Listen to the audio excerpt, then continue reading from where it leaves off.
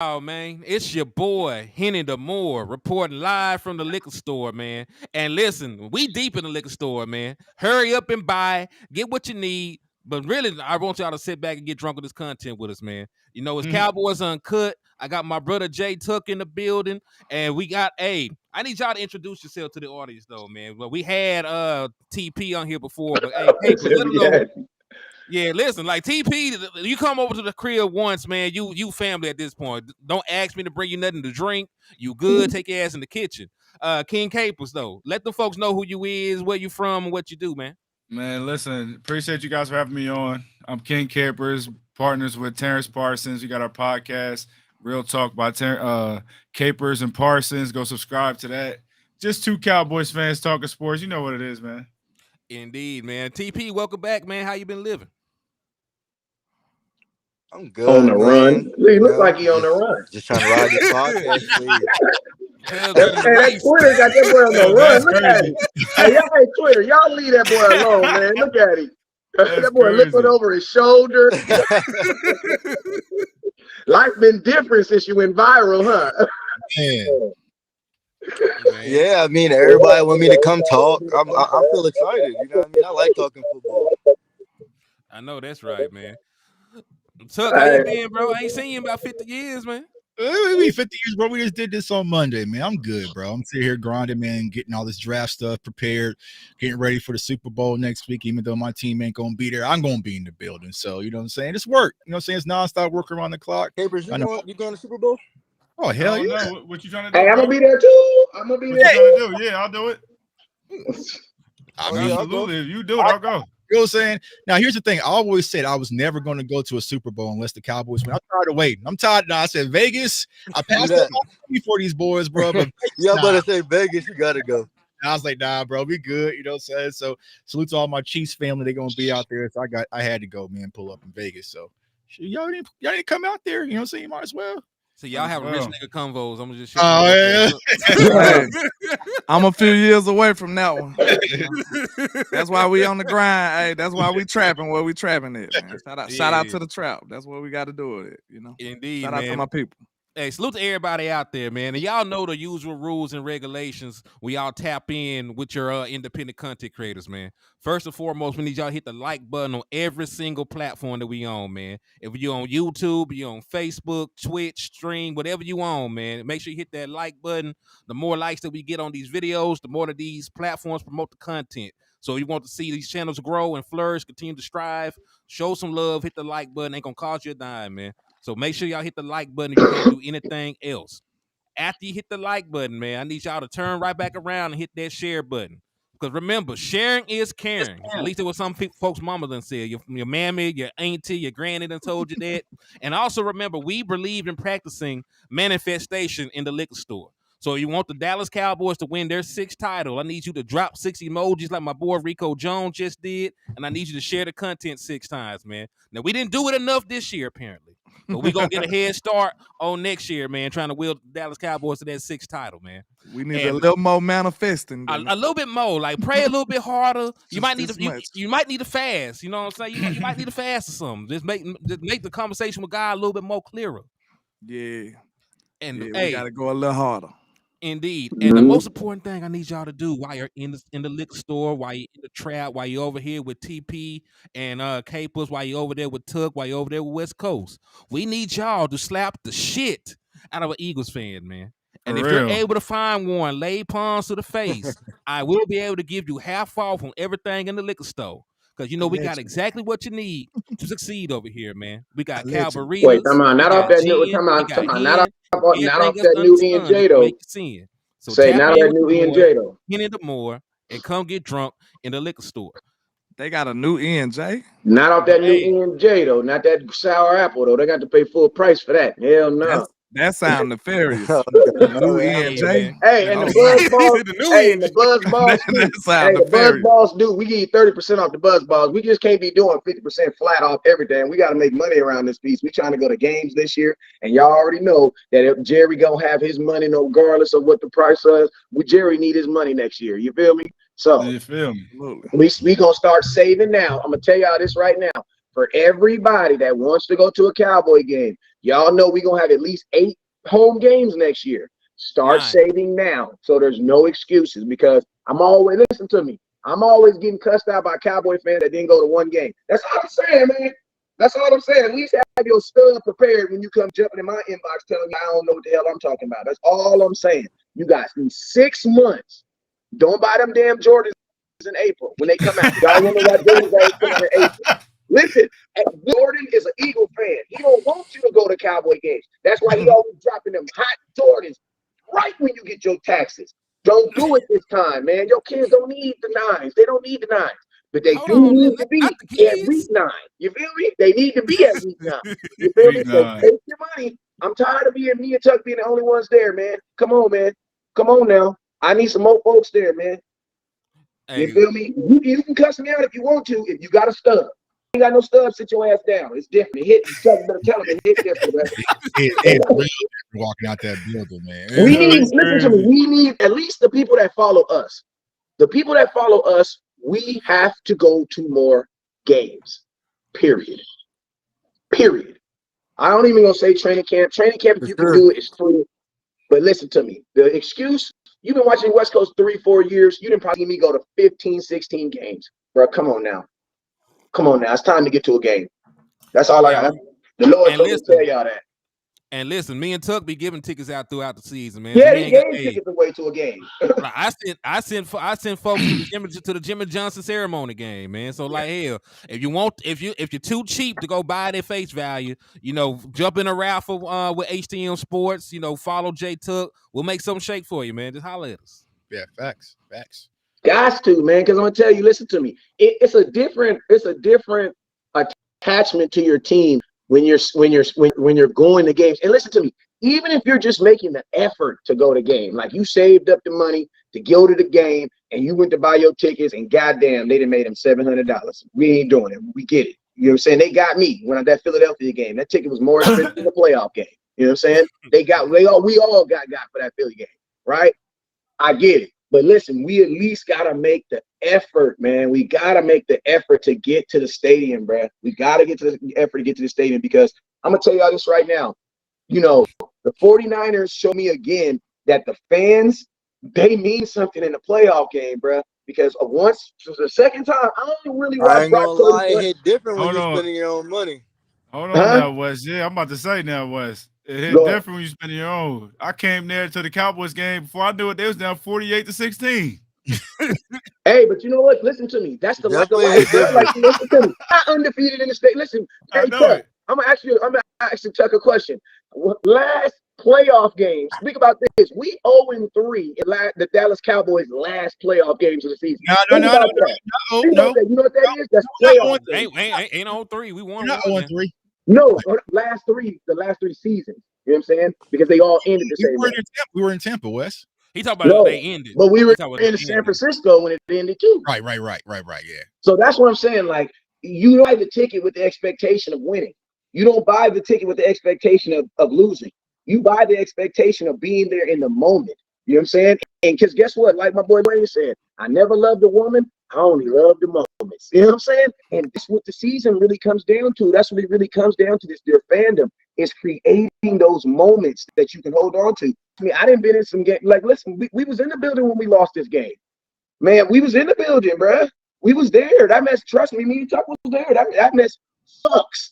But guess what? So am I the only one that's superstitious? Cause if I keep losing like that, I'm like, man, I might need to stay my ass at home the next game. But I was also in the building. I'm superstitious, bro. I'm like, I can't just be doing all this crazy stuff. But think about this: we was also in the building for the Atlanta game too, when the Cowboys were 26. I was ready to fight leaving the stadium. Man, bro, come on now, baby. Yeah, bro. Hey, so let's talk about the matter at hand, Ken, folks, because we got a lot of stuff. That was my first Cowboy L in the playoffs. Indeed, man. So let's talk Sorry about that. Somebody tried to call me. Always call me right when I'm live. I don't know what's wrong, dude. Go ahead. It's okay. They probably want a jersey or a hat. Shameless plug. No, he wants to talk Cowboy talk. Like, literally, he sees me live and then literally with somebody. Yeah. Let's try this. All right, so yeah, let's talk about the matter at hand, though, man. So the Dallas Cowboys got a bunch of changes that are going to come down the pipeline. One that's probably not going to happen. I know a lot of folks are done with the boy Dan Quinn, but the odds say that job is not going to be his. So the new odds for the for the Seattle Seahawks head coaching position go Mike McDaniel from the Ravens, their DC. Ben Johnson got a better chance, and then they said Dan Quinn is a strong third candidate. So betting guys, they bet on everything. You can bet on the presidency now. That shit wild. But they got odds saying that Dan Quinn probably ain't gonna get that job, and he's not the front runner for the Washington Commander job. So odds are Dan Quinn will be back as the defensive coordinator for the Dallas Cowboys in the 2024 season. So listen. He's not the worst defensive coordinator in the world. But he does have some flaws in his philosophy and some of the things that he wants to do. So now that we're here together, we're going to talk about how we can fix the Dallas Cowboys defense if Dan Quinn returns. And this is going to be the topic. So who wants to start? Who got some bright ideas, want to help us brainstorm in getting this fixed, man? Because you want to start, King K? I want to start right now. I want to go right now. Start with Mozzie Smith. It starts with Mozzie Smith. The reason I say that. Damn, he said that and literally. He's supposed to get pushed up the middle. They said he's not just a run stopper. They're going to use him in a pass rush to push the pocket and all of this. And I don't want to say he was a no-show. He showed flashes, but little flashes though. Like I think it starts with Mozzie Smith. Number one. Number two, health is a concern. Leighton Vander Esch, Trayvon Diggs coming off of ACL. That didn't help. Hank is getting hurt late in the year. That didn't help. But that's where I would start at. Man. Mozzie Smith, make sure he's ready. I mean, I agree to an extent. Yeah, to an extent. It's not all him. But I just want to say, you asked the man to lose 40 pounds, and I'm not really sure why. Yeah, I want a big body in the middle of my defense to help, eat up space. Exactly. Be a detriment to the run game, and the man was basically playing it as a 3-tech, man. We like the dude was too little to do the job that they asked him to do. So I agree with that, but I also agree you need better linebacker play overall. Yep. Because one, like you mentioned, Leighton Vander Esch was hurt, but I'm also not going to sit here in front of y'all and act like I think Leighton Vander Esch is a great linebacker. Now, I usually grade him on a curve, right? Because they had Leighton Vander Esch playing middle linebacker, and when he made his All-Pro selection, he was an outside linebacker, right? He was a weak side linebacker when he was an All-Pro selection. So I usually grade the man on a curve in regards to that because he's also playing out of his true position. So you need a true middle linebacker, in my humble opinion, and you really just need to match personnel when it comes down to it, man.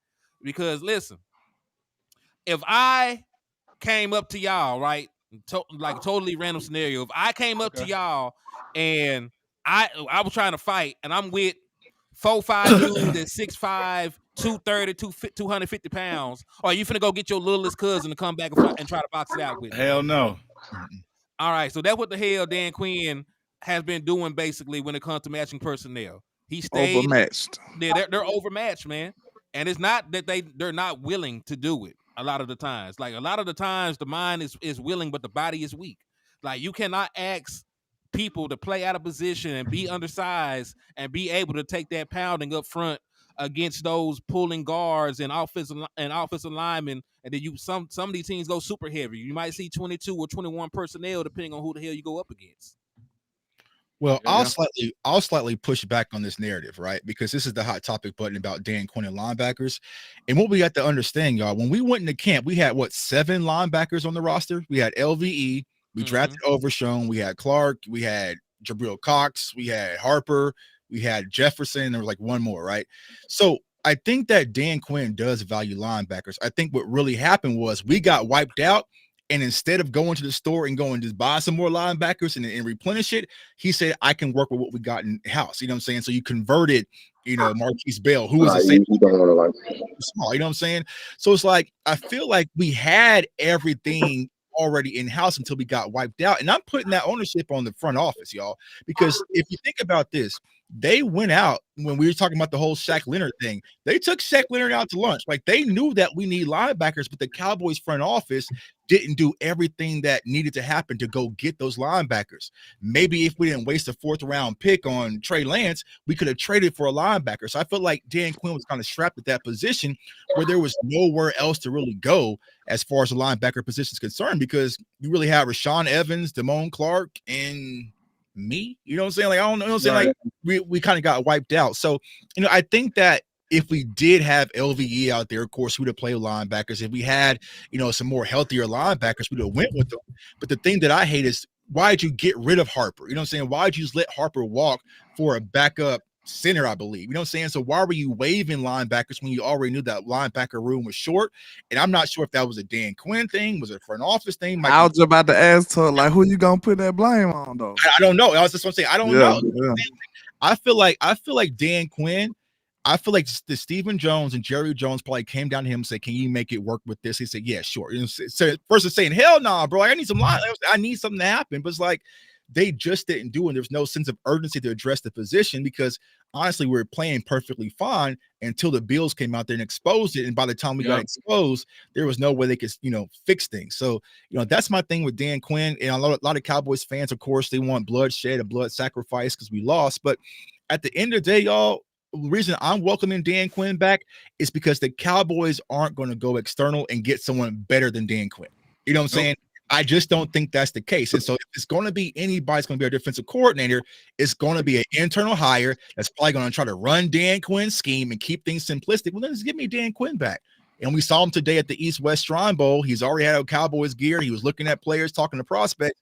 Just come back to work, fam. Let's just, replenish the cupboard, get Trayvon Diggs back, get Overshown back, load the clip, and go back out there and play. Because if you tell me we're about to bring in Ron Rivera to replace Dan Quinn, I'm like, hell nah, bro. Just keep it. Just keep it the way it is. So that's where I'm at when it comes to the Dan Quinn's the defensive coordinator. So you about the D tackle though? The D tackle situation though. Yeah, I got some ideas on defensive tackle, but I was about to say, I just wanted to piggyback off what Tuck was saying about the linebacker. Like, we would have played LVE, but we don't look at LV like he's good though. You know what I'm saying? So that's my problem. It's like we still wouldn't have addressed it really. We would have just put a guy there. So like that's why. Yeah, we would have just put a warm body in position. So I'm really just trying to see, like, we need a solution though, right? You know what I'm saying? We tried Overshown, but he got hurt. We talking like Overshown gonna be the second coming, but we haven't even seen him on the field yet. So that's what I'm saying. Like, it's some easy solutions in the free agency market. We know we don't do that, but it's still like we gotta raise that up. We gotta bring that up because the defensive tackle market is rich in the free agents. It's rich. It's rich in linebacker too. You got an all-pro and Bobby Wagner right there. All you got to do is sign him. You ain't got to trade. You ain't got to do nothing. We done missed out on him for several years. This man still became a all-pro again last year. So like, I mean, and then like we already told you a draft guy. We knew not to get a defensive tackle and expect him to be ready, microwavable. We knew that. So I was preaching that the whole draft season. I didn't want a rookie defensive tackle. I said that a million times. But the Cowboys went ahead and did it. So we would have been naive to look at that as a solution. You know what I'm saying? That's just a future move. Most of that draft was futuristic. So so if we think about it, the form of attack we should be going out for, we should be trying to put pressure on these boys to go free agency. Because like, we got linebackers there. We got defensive tackles there, bro. Why would we sit up? It makes no sense to draft another one. Because he gonna be ready in another 4 years. We need defensive tackle help right now. Right now. And I agree with you. Like, for the linebacker and also defensive tackle, you go and get you a veteran guy. Don't play around with it. You know what I'm saying? Because like you're saying, with Overshown, we saw with Overshown the upside potential, but he's coming off of ACL. And we all know how that goes. Like, go get you a guy that you 1000% guaranteed know what you're getting out of the linebacker room, and that way you don't have to worry about it. And I feel like that's the Cowboys' biggest fault. They always put a Band-Aid on it. You know what I'm saying? Like, nah, bro, go in and get what you need and just be done with it and not have to worry about it.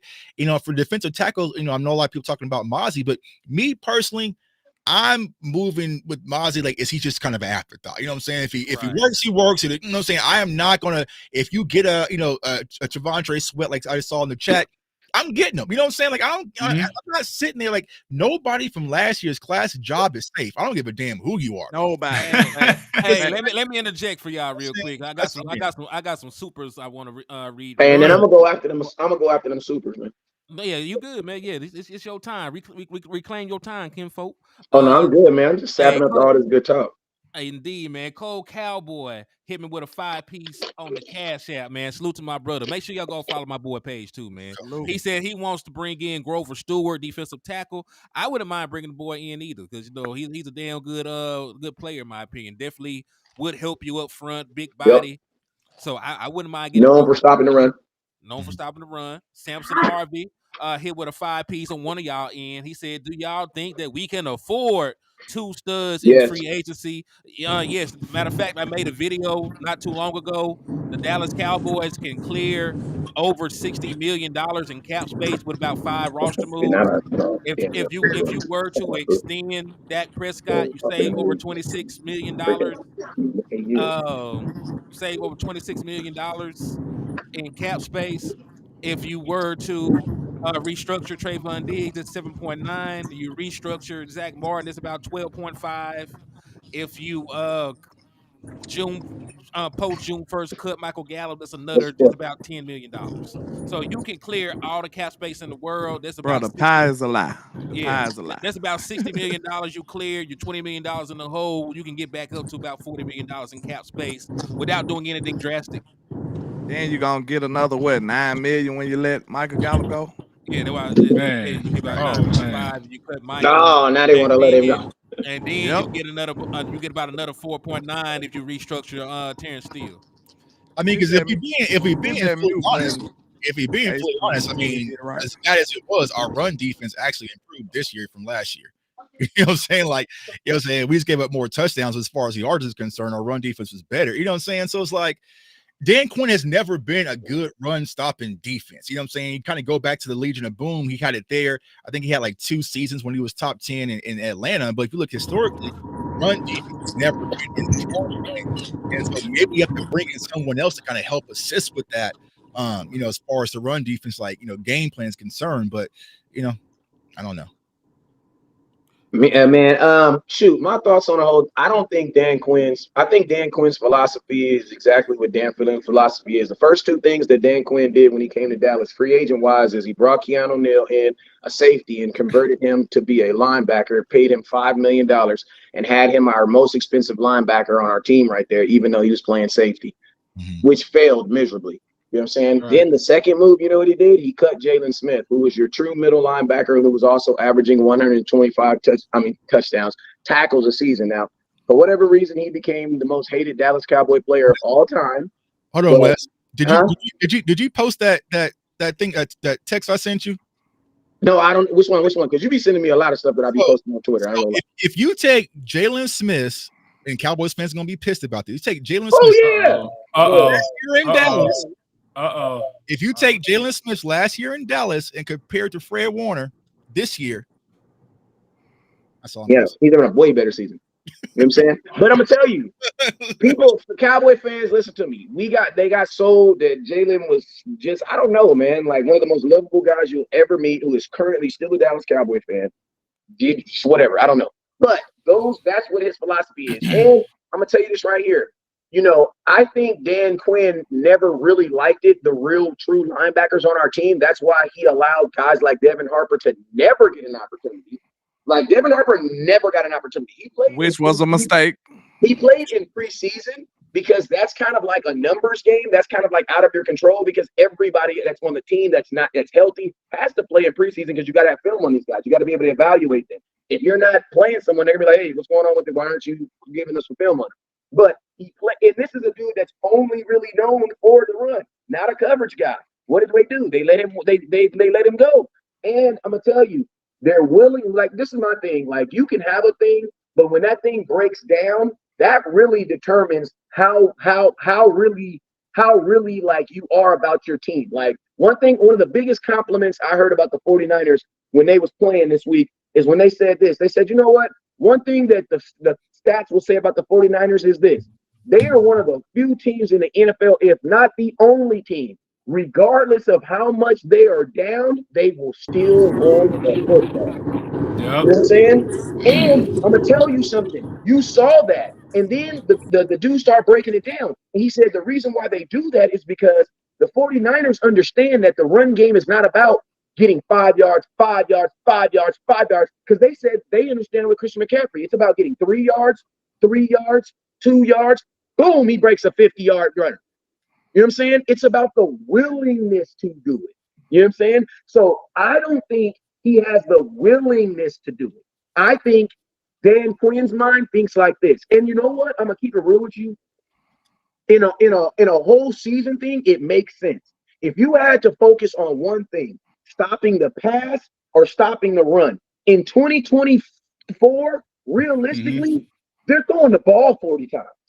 They're throwing the ball 50 times a game. So on a season thing, it works. Why? Because for the most part, teams are going to try to throw on you. But the problem where Dan Quinn runs into is in a one-game tournament, it doesn't make sense to throw the ball 40 times. In a one-game tournament, because that's what the playoff is, you win one game and then you get to play next week. You know what I'm saying? In a one-game tournament, it makes more sense to do what? Run the football and stop the run. Well, guess what?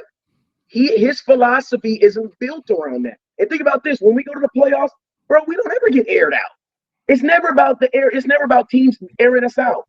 But on a full game season, on a 17-game season, you're like, damn, the Cowboys have one of the better defense. But the problem is our little flaw ends up being the thing that puts us out the playoffs every year. Because guess what? Only problem is when we get to the playoffs, people aren't throwing the ball 40, 50 times. So when people ask me questions like, where was Micah Parsons at in the playoffs? Yeah. Well, my question is this, right? Green Bay Packers was at one point in the game getting 6.3 yards a game. Where do you think Micah Parsons, his ass should have been chasing a running back like everybody else? Like, what are you talking about? It's not the quarterback that's kicking our ass. It's the motherfucking running back who had three touchdowns. And y'all were talking about sacks? What was sacks going to do against Green Bay? Nothing. But piss them off. That's it. Yeah. With the way that they constructed their offense, most of their big plays came off of play action. So you're right. Yeah, bro. Like, bro, what was the sack gonna do for us? Yeah. Hey, real quick. Shout out to Marcus Hardison. He hit somebody with a 10-piece. Appreciate you, bro. I hear an echo as well. He said, sounds like a lot of cope. Defensive tackles got slimmer and linebackers got cut under Dan Quinn, but he continued to get a pass, decided to take job interviews instead of a game planning for the playoffs, so fuck him.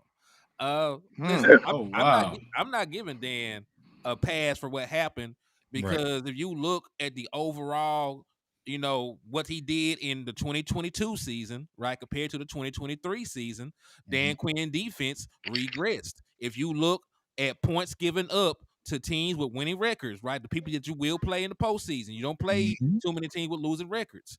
He allowed 20 points per game against losing teams and 20 points per game against teams with winning records in 2022.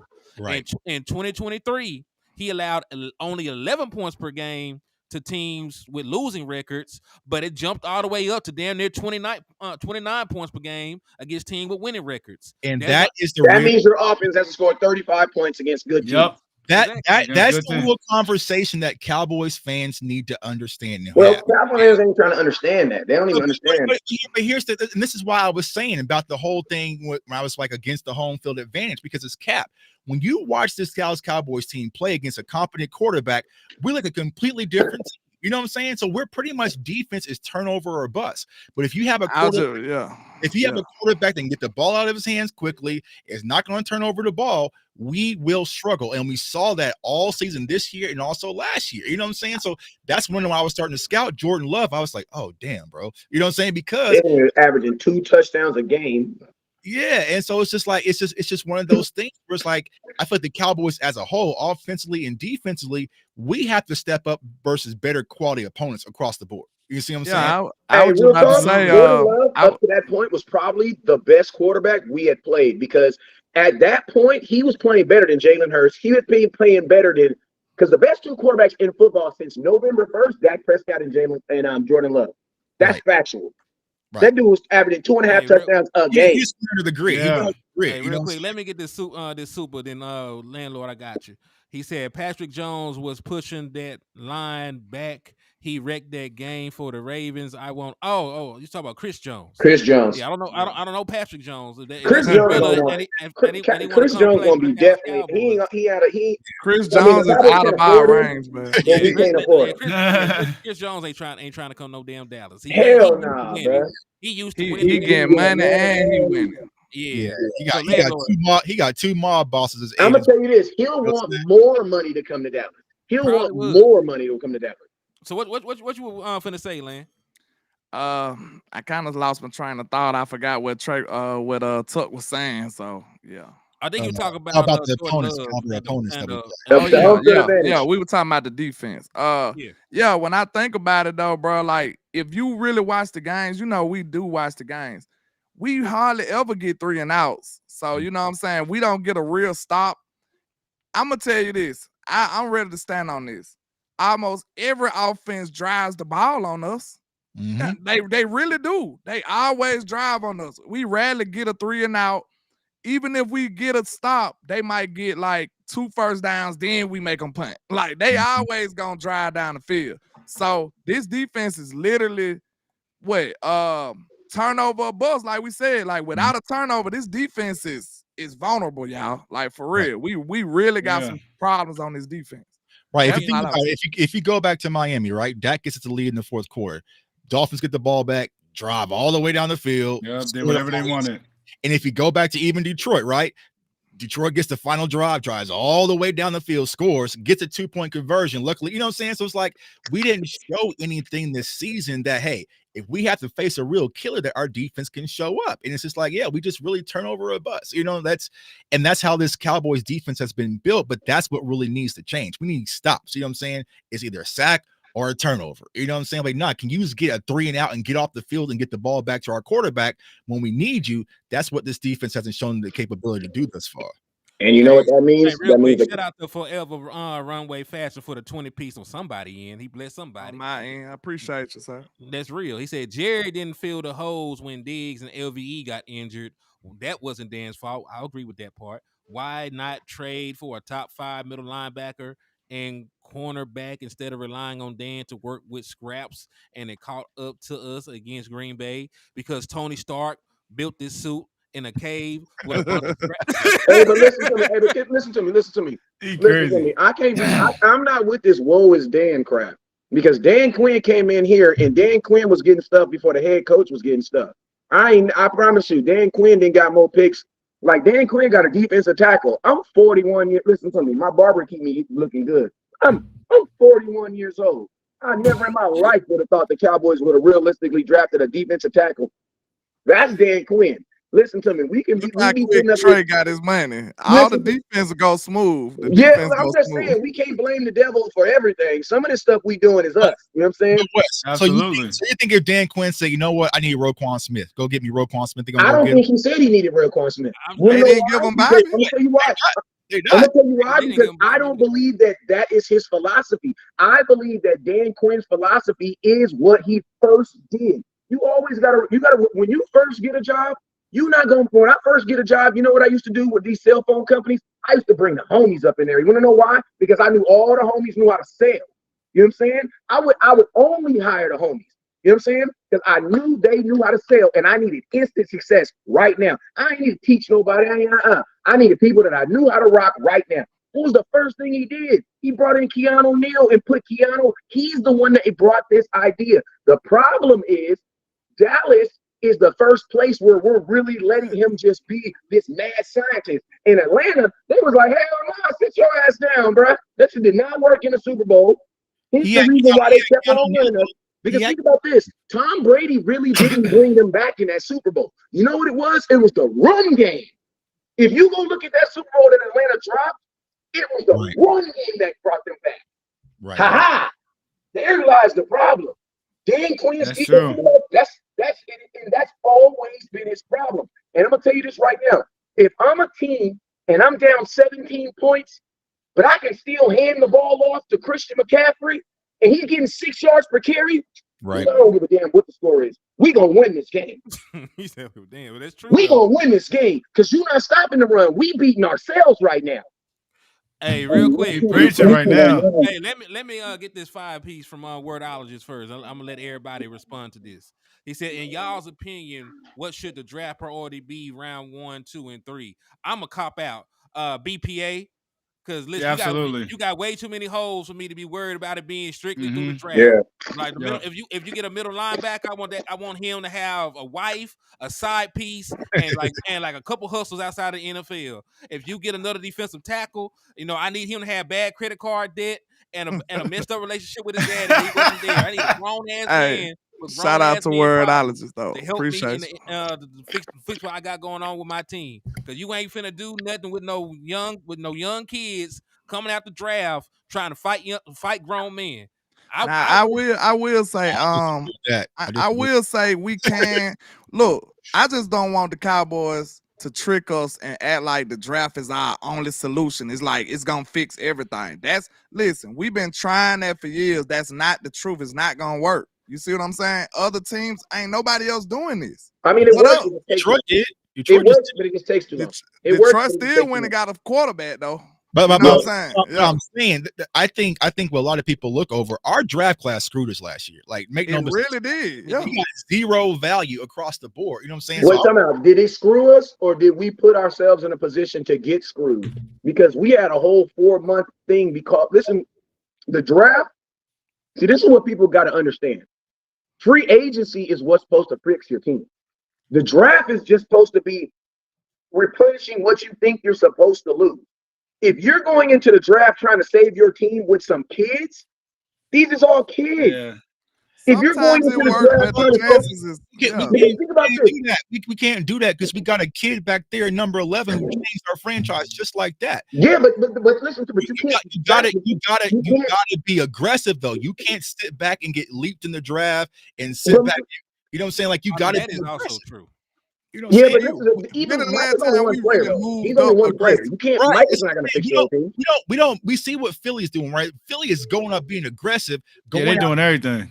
We just sit back and just let the board fall to us. At this point, so I wouldn't care if we shot and miss. We got to shoot, bro. We got to shoot. But you need to shoot in free agency. You got to shoot in free agency.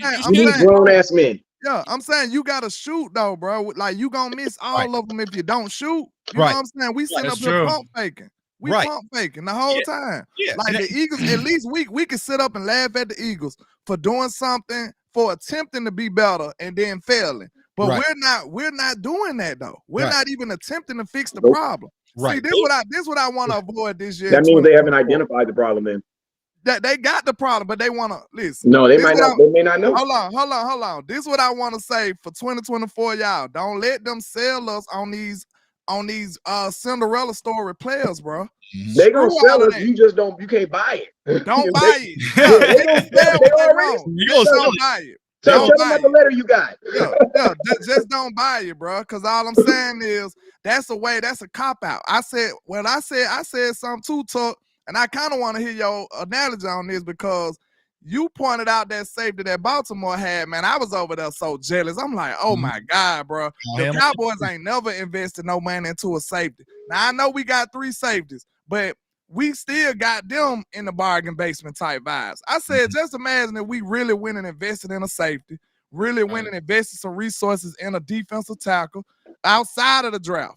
You can go get some of these people in free agency. Look, it's certain positions that I wouldn't want to screw. We too good of a team to screw around in the draft with these positions. Like a linebacker, man, go get you a linebacker. Hey, look at the linebacker play. Go get you a defensive tackle in free agency, bro. Like you ain't got to play with them positions. The free agency market is full with defensive tackles, bro. Absolutely. Chris Jones gonna be available. Sheldon Rankin's gonna be available. You got Leonard Williams gonna be available. Like all DJ Reader. Another one. Full of people, bro. All you got to do is go sign one of them people, bro. You ain't got to give up no other resources. All you got to do is pay them. And that'll instantly it'll instantly impact your defensive line. Instantly. Yeah, Hey, look, and, you guys, those are positions that aren't even expensive when we talk about the grand scheme of things. Like defensive tackles, unless you're a sack master, are not going to go out here and get groundbreaking money. Safeties aren't going to go out here and get groundbreaking money. Really, even listen, nothing on defense except for a corner. Nothing on defense. Corners and pass rushers, right? The best Yeah, pass that's rushers it. get the money. The best corners get the money. Now that's a strategy right there. Yeah, that's a strategy. Go get the premier positions in the draft. Hey, the best linebacker in the league going to make $20 million a year. Here's what we're asking the Cowboys to do, right? And they don't put their money where their mouth is, right? Every year they come and say, man, I would do anything. This is not acceptable losing. Go put your money where your mouth is and go be aggressive and show Cowboys fans that you're all in this year on winning a Super Bowl. You know what I'm saying? Even though everything happened with Philly, like Philly fans, you can't be mad because, like, bro, they went and loaded the clip again. They tried. Super Bowl. They tried. They did. At the end of the day, I can't sit back and say the Cowboys did everything that they could do to win a Super Bowl this year. You know what I'm saying? Like, even though we love Gilmore, we love Brendan Cooks, that's bargain basement. You know what I'm saying? I said exactly. Yeah, and also you got to remember a lot of the moves that we did. You know, it's like if your bank account is at negative 12. If you only put $9 in your account, bro, you still negative bread. You understand? So it's like a lot of the moves that we did were just literally to get us back at like now. Obviously, what would you rather have in your account? Negative $12 or $0? Me personally, give me the $0. You know what I'm saying? Just case in point, right? Exactly. So we took and a lot of like Gilmore didn't, because Trevon Diggs went down. It didn't put us up. It literally just went. You know what I mean? Yeah. All of our decisions. We don't really make decisions to make us better. We make decisions to keep us good. And the thing about it is, it's like, if you just lost in the playoffs, then being that good is not good enough. You know what I'm saying? One of my subscribers said something that moved me. He said, listen, man, I know everybody's mad about this team, but guess what? Everything on this team, we needed to get to right here. And everything that we don't have on this team is what we need to go get over that hump. Hey, I said this. Somebody just posted, bro. Go that comment he just posted. That's exactly what I'm talking about right there.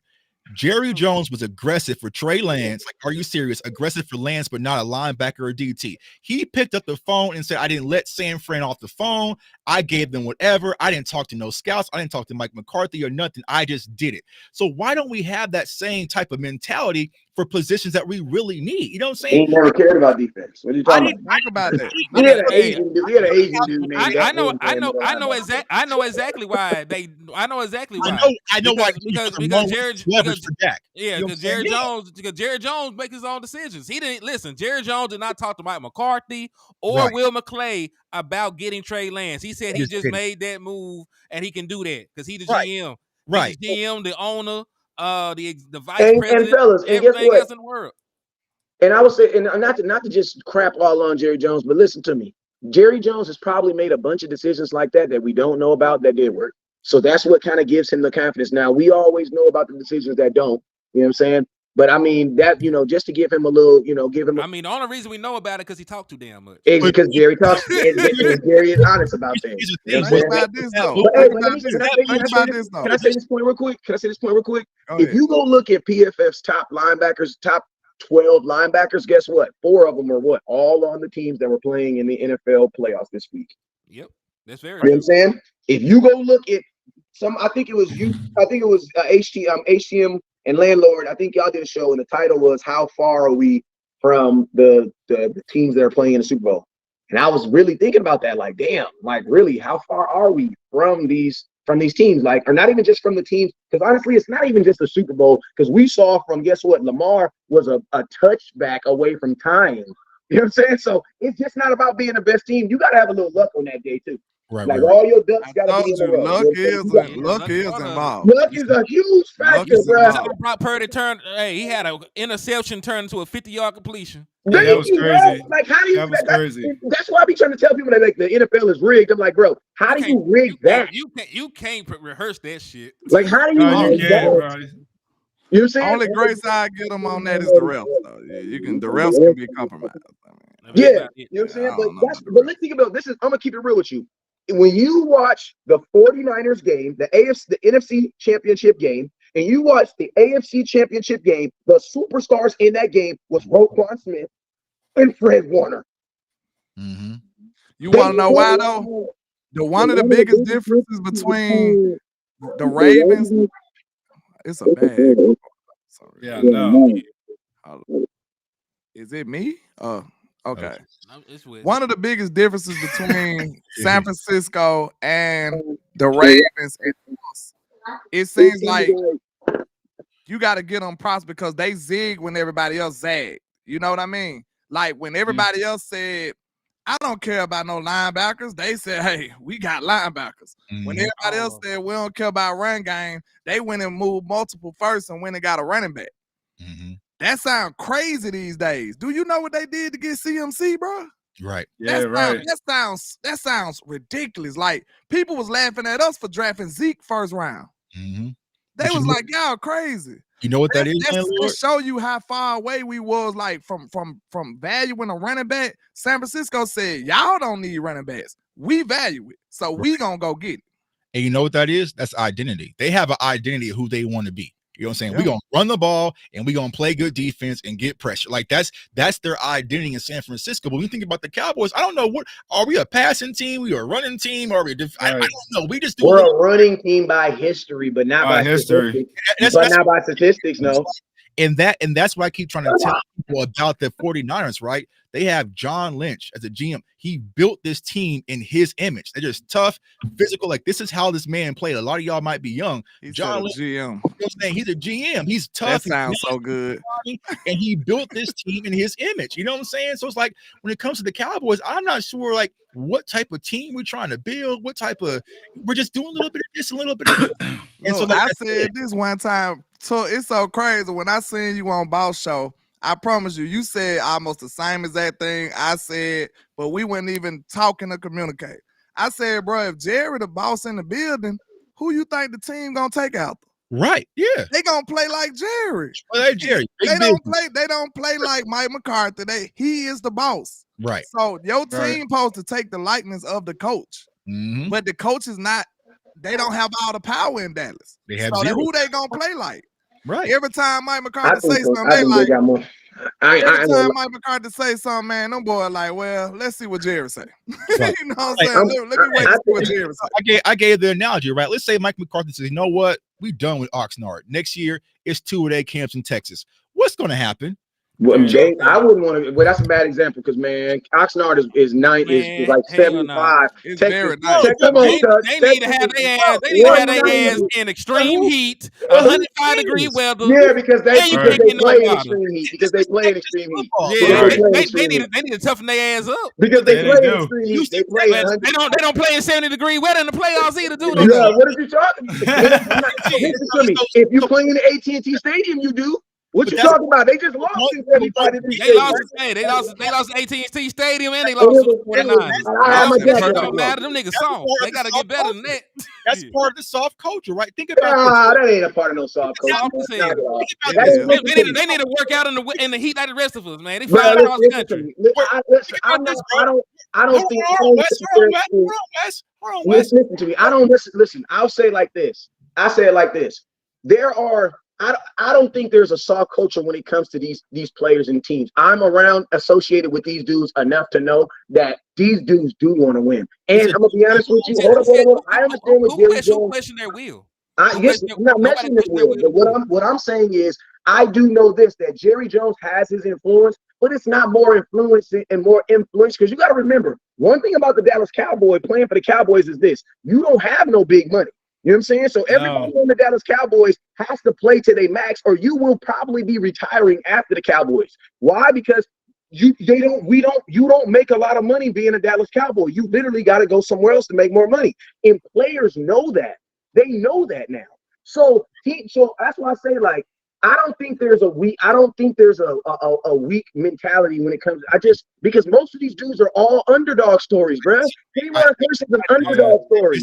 Freaking think about this. Donovan Wilson is an underdog story. Everybody on the defense is an underdog story. So what that got to do with them not being prepared? What it has to do with this? It has to do with this, bro. Hold on, dog. Hold We on. don't have the physical. Y'all got West hot. Y'all got West hot. Soon as a Dallas Cowboy player comes to Dallas and put that star on, we as fans lift them up on a pedestal. They don't have to scrape and scrap and fight. No. I don't agree with that. I don't agree with that because it took Donovan Wilson 3 years to be on that field. It took Donovan Wilson 3 years to get on that field. Let them get it out. Let them get it out real quick. How many Deebo Samuel commercials have y'all seen? I live in San Francisco. I live in Southern California, so I see quite a lot. How many Fred Warner commercials have y'all seen? Right.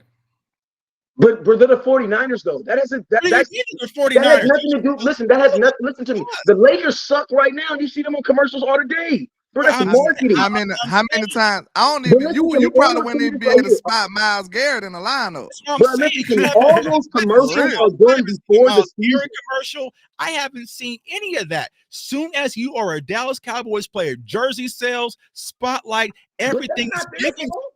Who said it was? It's the environment that they are in. We're talking about the culture. That's everything. The culture. Think about this. The Dallas Cowboys now have to go to the road to Buffalo and play in the snow.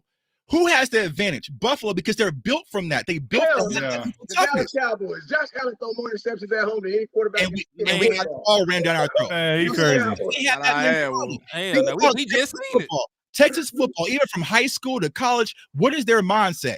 It's not, no, we play in this heat. We practice 2 days in this heat. We are built for this. We don't have that. The Houston Texans don't go to Oxnard. You know what I'm saying?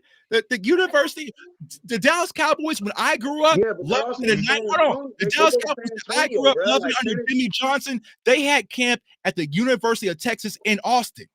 That's where I grew up watching the Cowboys train, was in the University of Austin, Texas. They wasn't going to Oxnard. It's a soft culture, y'all. It's a soft culture. It is. You want to go out where it's nice and breezy weather and easy to digest, where you have to have some type of toughness, some identity with this team, and we don't have everything is cute at. See, this is my thing right here. I'll say this. I feel like with the weather conditions, bro. With the weather conditions, I'm finna be quick. With the weather conditions, I ain't gonna lie. I really do feel like that add an element of toughness, though. Thank you. Real talk with the weather conditions, because look, if you play ball before, bro, when you go out there in the freezing cold, you like shit. You know what I'm saying? If you don't have to do it that much, that's the mindset. Like you gotta be really tough to do that. If it's pouring down, raining and cold, I'm finna be quick. I'm just explaining that I do feel like the weather. It takes toughness to deal with outside conditions. It do. Toughness. Like you have to be mentally tough and just a physically tough ass dude to want to go out there and play football under those conditions. Right. Okay, now can I say mine now? Okay, let me brush up some facts. Houston does not practice outside. They practice inside that big ass dome that they have down there at their stadium, and they let their fans come in there and they play for free. That's what every single team does. Ain't no team playing outside. You want to know why? Because the NFLPA has a certain temperature where NFL teams cannot be outside no matter where you are. So ain't nobody outside in no 112-degree weather. You want to know why? Because ain't nobody trying to get sued. Now, the reason why the Dallas Cowboys do it is because it's cheaper to be in California outside where you ain't got to pay for it versus in Houston. And you got to remember, the Houston Texans own their stadium. The Dallas Cowboys, we don't. You Bro, we have a practice facility in Frisco. We do. But remember, we're only in Oxnard for a month. We're not in Oxnard for our whole training camp. Right. We're so what's the difference? What's the difference? The difference is this. Houston is practicing. We cannot give Houston credit for practicing outside, and they're not. They're practicing inside in a dome, the exact same place where they play. The only difference is, and guess what? That's controlled weather. We have outside practices in Frisco, and then sometimes we move indoors. That's Santa Clara, California, man. It is never above 80 degrees there. I'm saying never. No. That's not Texas. Yeah, that's what we were saying. Frisco, Texas. Frisco, Texas, bro. Frisco, Texas. Oh, yeah.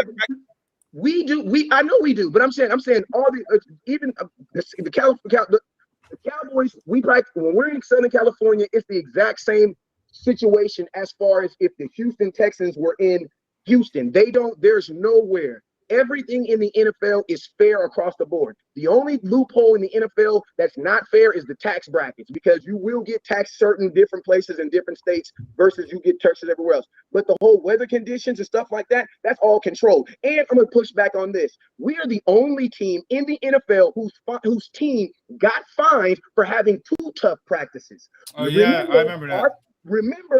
That was Big Mike, but y'all don't like Mike. Got fined last year because they were having 2 intense practices, and practices were going too long. That's why I got on Jesse Holley when Jesse Holley was like, "Oh man, I don't ever see Micah Parsons staying after practice and working." I'm like, well, first off, that's illegal. You can't do that. You can't just be like, "Hey, the DNs, we're just gonna stay after and practice." Because what happens if you get hurt? Who's gonna cover your contract if you get hurt practicing in a non-sanctioned practice? Like, people don't want to talk about that, but that's really how professional sports is. That's why they don't really want these guys playing on these pro teams. I mean, on these Olympic teams, because it's too much risk of them getting hurt. So that's what I'm saying. Like, we got to kill this nonsense. Listen to me. Being soft and being hard has no quantification on how good you're going to be. Bro, it's about execution. The Dallas Cowboys could have had a flaming homosexual as a middle linebacker. And as long as he could read, react, and feel holes, we would have been better than what we was today. We have in all 2020. We ain't getting no win off of this shit. We just did this whole podcast for the love. That is not soft, bro. That is not soft, bro. It's about culture, bro. It's about culture. It's football culture. We all play football, bro. We always say, like, we're out here doing 2 days. Hell, I don't even play football. We going outside running with 3-degree weather. It makes me stronger than the average person who's sleeping in at 4 a.m. Bro, look at Florida. Florida had all them. And I have that mindset to go. You're not built like me. You're not built to wake up at 4 a.m. and go run 4 miles in negative 3-degree weather. But they're not. But they can't do that though. But listen to us. You can't too. The Chiefs practice at St. Joe outside, bro. And guess what? They do all that within the confines of what they're able to do. The Cowboys aren't going to do, like, we're just not going to do anything that's outside. The Chiefs are doing what's in the confines of what they can do. We're doing what's in the confines of what we can do.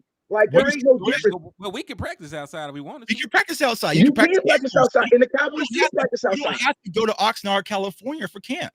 Hey, let's see what TP feel about this. He ain't said a word. He ain't said a word since he came in. So what you think about the toughness and the weather factor? That's what we were discussing. Do weather make you tougher on a football field, or vice versa? What you feel about it? Yeah, the weather definitely plays a big part. You know what I mean? Conditions play a big part. My thing is it comes down, no matter what the weather is, it comes down to how much do you want it. Thank you. You know what I'm saying? Like, how much do you want it? You know what I mean? And that's just what it's going to come down to. You know what I mean? If you watch that Chiefs and Dolphins game, you can tell the Chiefs wanted it. You know what I'm saying? Like, the Dolphins are like, they didn't even want to be out there. And why was it? Because it was freezing cold out there. Them Dolphin boys wasn't built for that. Yeah, but come out. But you can't. But listen to me. If you're a Miami Dolphin fan, owner, how do you simulate in Miami playing in that weather?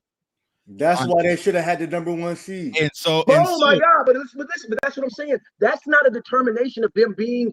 And I'm gonna tell you, if you're the Cowboys, 1,000% is, bro. That's not because they're not used to play. They're not built to play in those conditions versus Kansas City. But guess what? If you're a Buffalo Bill, you're not built to play in Miami in August either. Bro, have you ever been to Miami in August? Well, Miami plays indoors. Well, listen to me. You still got to be out there. You know what I'm saying? And I know, and I'm gonna tell you this. I know in August because that stadium was open when we played in it. That stadium, you know what I'm saying? That stadium was open when we played in it. So you still got the heat element to it. Miami is an indoor stadium. Man, it's about do you want it or not. They got a retractable roof, don't they? They got it because it was. I mean, it did rain when we played, so they ain't got like. They got a retractable. Yeah, it's wide open. They can move it. You know what I'm saying? Yeah. I think so. I'm not sure. I think they said something about they got like a built-in. Can we talk about heat advantage or something. I think they said like the opponent side gets like 40 degrees hotter than the home side or some crazy shit like that. Yeah. Hey, I want to throw a bone in there. We only got a couple more minutes, but because this is a subject that's bothering me. We only got a couple more minutes. Hold on. You got something to do. You got something to do with your life and not just sit here and talk football man, with this blunt is calling me, man. Y'all said I can't smoke on live, man. So what the hell? No, man. Come on, Wes. Turn your camera off. Get your blunt and come back. Turn your camera off. Did I say I was wait? Time out. First off, let me tell y'all this. I'll tell y'all this off the line, but y'all really got to read your YouTube manuscripts, bro. Y'all get all look at the stuff that they demonetize your stuff and that stuff they don't. I mean, I don't care. Listen, I told y'all niggas, as long as y'all ain't shooting up online, I don't care what y'all do. After that comment, you just said we through anyway. It's over anyway. We done. We done. I want you to know that it's over. The middle linebacker coming. The fans want to know why do Micah Parsons? Let's just tackle it, man. We got 6 sentiments of West Coast does not necessarily reflect the. Why do fans feel like Micah Parsons disappears in big games? I'm gonna tell you, I know my answer. I know why. Go ahead. Go ahead. Because most people who watch football, especially Cowboys fans, don't really know the game at a high level. So when you're only looking at 4 and 11. Those are going to be the ones that you blame, straight like that. When you're only looking at 4 and 11, those are going to be the people that you blame, period. End of story. They're not looking at the DB alignment. Oh, he's playing 10 yards off the ball. There's no way they're going to get to the quarterback. You know what I mean? Like, it's just certain things that, you know what I mean? If you've never played the game, don't watch the game at a high level, don't know what really is going on, you know what I mean? Then you're gonna be thinking things.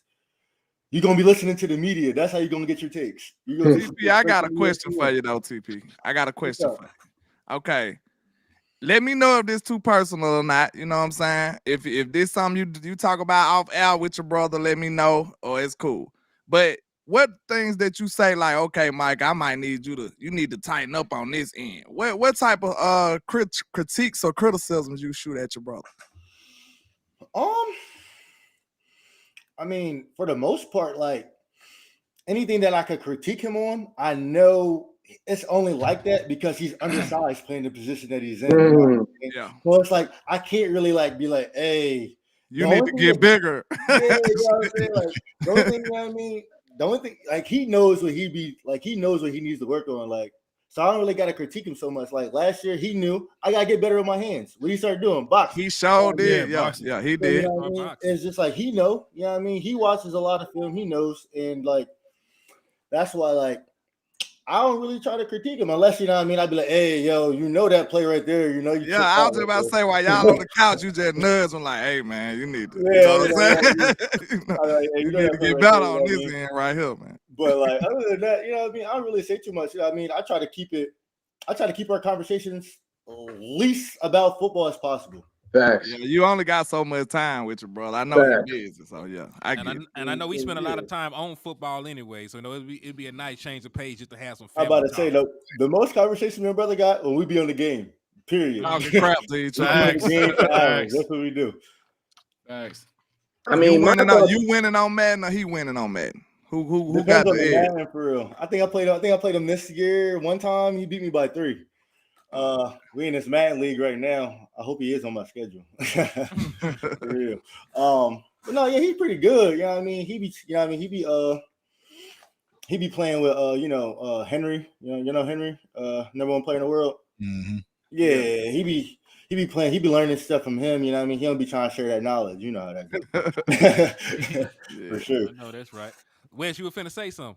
Man, I was gonna say, man, like, you know, I just think like when people say why does Micah disappear in big games, the same reason why people say why does Dak choke in big games is because at the end of the day, when it's a big game, the only thing that fans are really even looking at is the final stat line, and that is the win or loss. You know what I'm saying? And a lot of times, I think fans they put this God complex on players, and they have and also, you know, y'all know I'm 41, so every now and then I got to talk about life. I think some of these people have shitty ass lives, right? And they project how well their week is going to go based on how good this game goes. So when Micah Parsons doesn't go out there and save the world for them, and he's not on every single play on every single side, to them, it puts them, since they've set their whole week up designed to win this, it's just like it's a major letdown. And whenever you have a major letdown, guess what? The coward never says it was me. It always says it was he. You know what I'm saying? And so they just look for someone to identify. So I think, the biggest games to Cowboy Nation is the last game you lost. Because it's like, if you go look at last year, they'd be like, Dak Prescott never shows up in big games. I'm like, well, damn, I guess that playoff game that me and Tuck went to that no Dallas Cowboy fan was going to, because they was literally saying that the Dallas Cowboys have never beat Tom Brady. And like, they were already buying tickets for the next week. Like, they had us totally just burnt out. And I'm going to keep it real with you. The way I have the video too. The way the Cowboys came out in that game, I knew when we walked on the field, we was about to beat the shit out the Buccaneers, bro. Mm-hmm. Because Tom Brady ran out, did his little thing, and literally 2 seconds later, you know who came right behind him? Dak, screaming and hollering, bro. The Cowboys do prepare. There is a difference when they're on the road. And they're not at AT&T. I honestly feel like this Cowboys safe place is someone else's stadium. You know what I'm saying? Because our home stadium, and I'm going to be honest with you, I'm going to keep it real. I'm going to tell you something else that people don't think about too. And I'm going to talk about it because you can't cancel me. I'm West Coast Cowboys. Too late. But hey, before you get canceled, let me get these folks. No, let me finish this thought. There are 53 players on our team, right? 17 of them are probably Caucasian. That means the majority of these dudes are African American. The turn up at other stadiums is so much more better than the turn up at AT&T Stadium. I would probably think in like a Baltimore, like, bro, when we was in freaking Tampa Bay, that stadium was rocking, bro. Everything was red. Stadium was like, it felt like the stadium was moving. Hold on, can I say something real quick? Real quick, yeah. Somebody said Parsons mostly cares about individual. So what did he do? I'm gonna keep it all the way 1,000% with you. My brother wants to bring a Super Bowl to Dallas. That's his number one goal. All that individual awards, he don't care if he never wins a Defensive Player of the Year award. If he gets a Super Bowl, his legacy is cemented. Period. Forever. But Parsons, let me ask you a question. How does a defensive player of the year not help the overall team, though? Fans are weird, bro. Like, how does that not help us, though? And this is what the problem was last Friday, right? Someone threw their cigarette out the window. Now it's ablaze, and Cowboys Nation, they're buying it. You know what I'm saying? Like, that's the problem. You know what I'm saying? Like, it's a forest fire, right? So now all offseason, when we're talking about linebackers, we have to put out these random ass fires and people actually believe that Micah Parsons doesn't study and Micah Parsons doesn't practice. Well, he's a defensive player of the year candidate. He's a loner. He doesn't help anybody. But an all-pro every damn year. All-pro every year. You don't just wake up and randomly become no damn all-pro. At that point, Micah got to plead like Kyler Murray. Like, damn, if I'm that good, goddamn, you know what I'm saying? I ain't studying. Micah ain't did no practicing. People who keep saying Micah needs to be a DN, just go ahead and look at some of those interviews where he's talking about being used as a chess piece, being used all over the board. Hey, I mean, he wants that. Y'all don't understand. He wants that. But then it comes to a point where your coach has to put you in those positions. You know what I'm saying? He's already stated he wanted these things. He wants to be the guy. He wants to go out there and make an impact every game. You know what I'm saying? But if you're not in a position to succeed, how can you do that? You know what I mean? And think about this. Mike is also smart enough to know. Let me get these real quick. Yeah, go ahead. We'll get back to it, man. The wordologist hit out with a 5-piece. Somebody. He said, "What players do y'all feel were underutilized this season, offense and defense?" Offensively, I would say Brandon Cooks in the first part of the season. I don't think Brandon Cooks was a big part of it. We can go around with that one. Hey, let's go around with it because I would say Brandon Cooks the initial part of the season. Just one player each. One player. Then I would just say Brandon Cooks. Let's do. He said offense and defense. So Brandon Cooks for the offense. Defensively, I would say all the linebackers you could. I would say let go to Tuck. Let go on order, I guess. So my personal offensively, I would say Kevontae Turpin, and then defense, I'll say Wanye Thomas. Yeah, them two good. I do like Wanye Thomas for sure. Yeah, them two good ones. I say, you know, he kind of stole my Turpin though. So you know, Turpin supposed to been good. But I say Jalen Tolbert then. I say Jalen Tolbert should have got more snaps, bro. He should have really got more chances, targets, opportunities over what we seen from Micah Gallup. So that'll be my my offense. He showed some promise, y'all. He in the small opportunities that he got, he kind of turned up low key. So, you know, I say Jalen Tolbert on the offensive side. And on the defense, I'll probably say who else? You know, we ain't really got too many underutilized people on defense.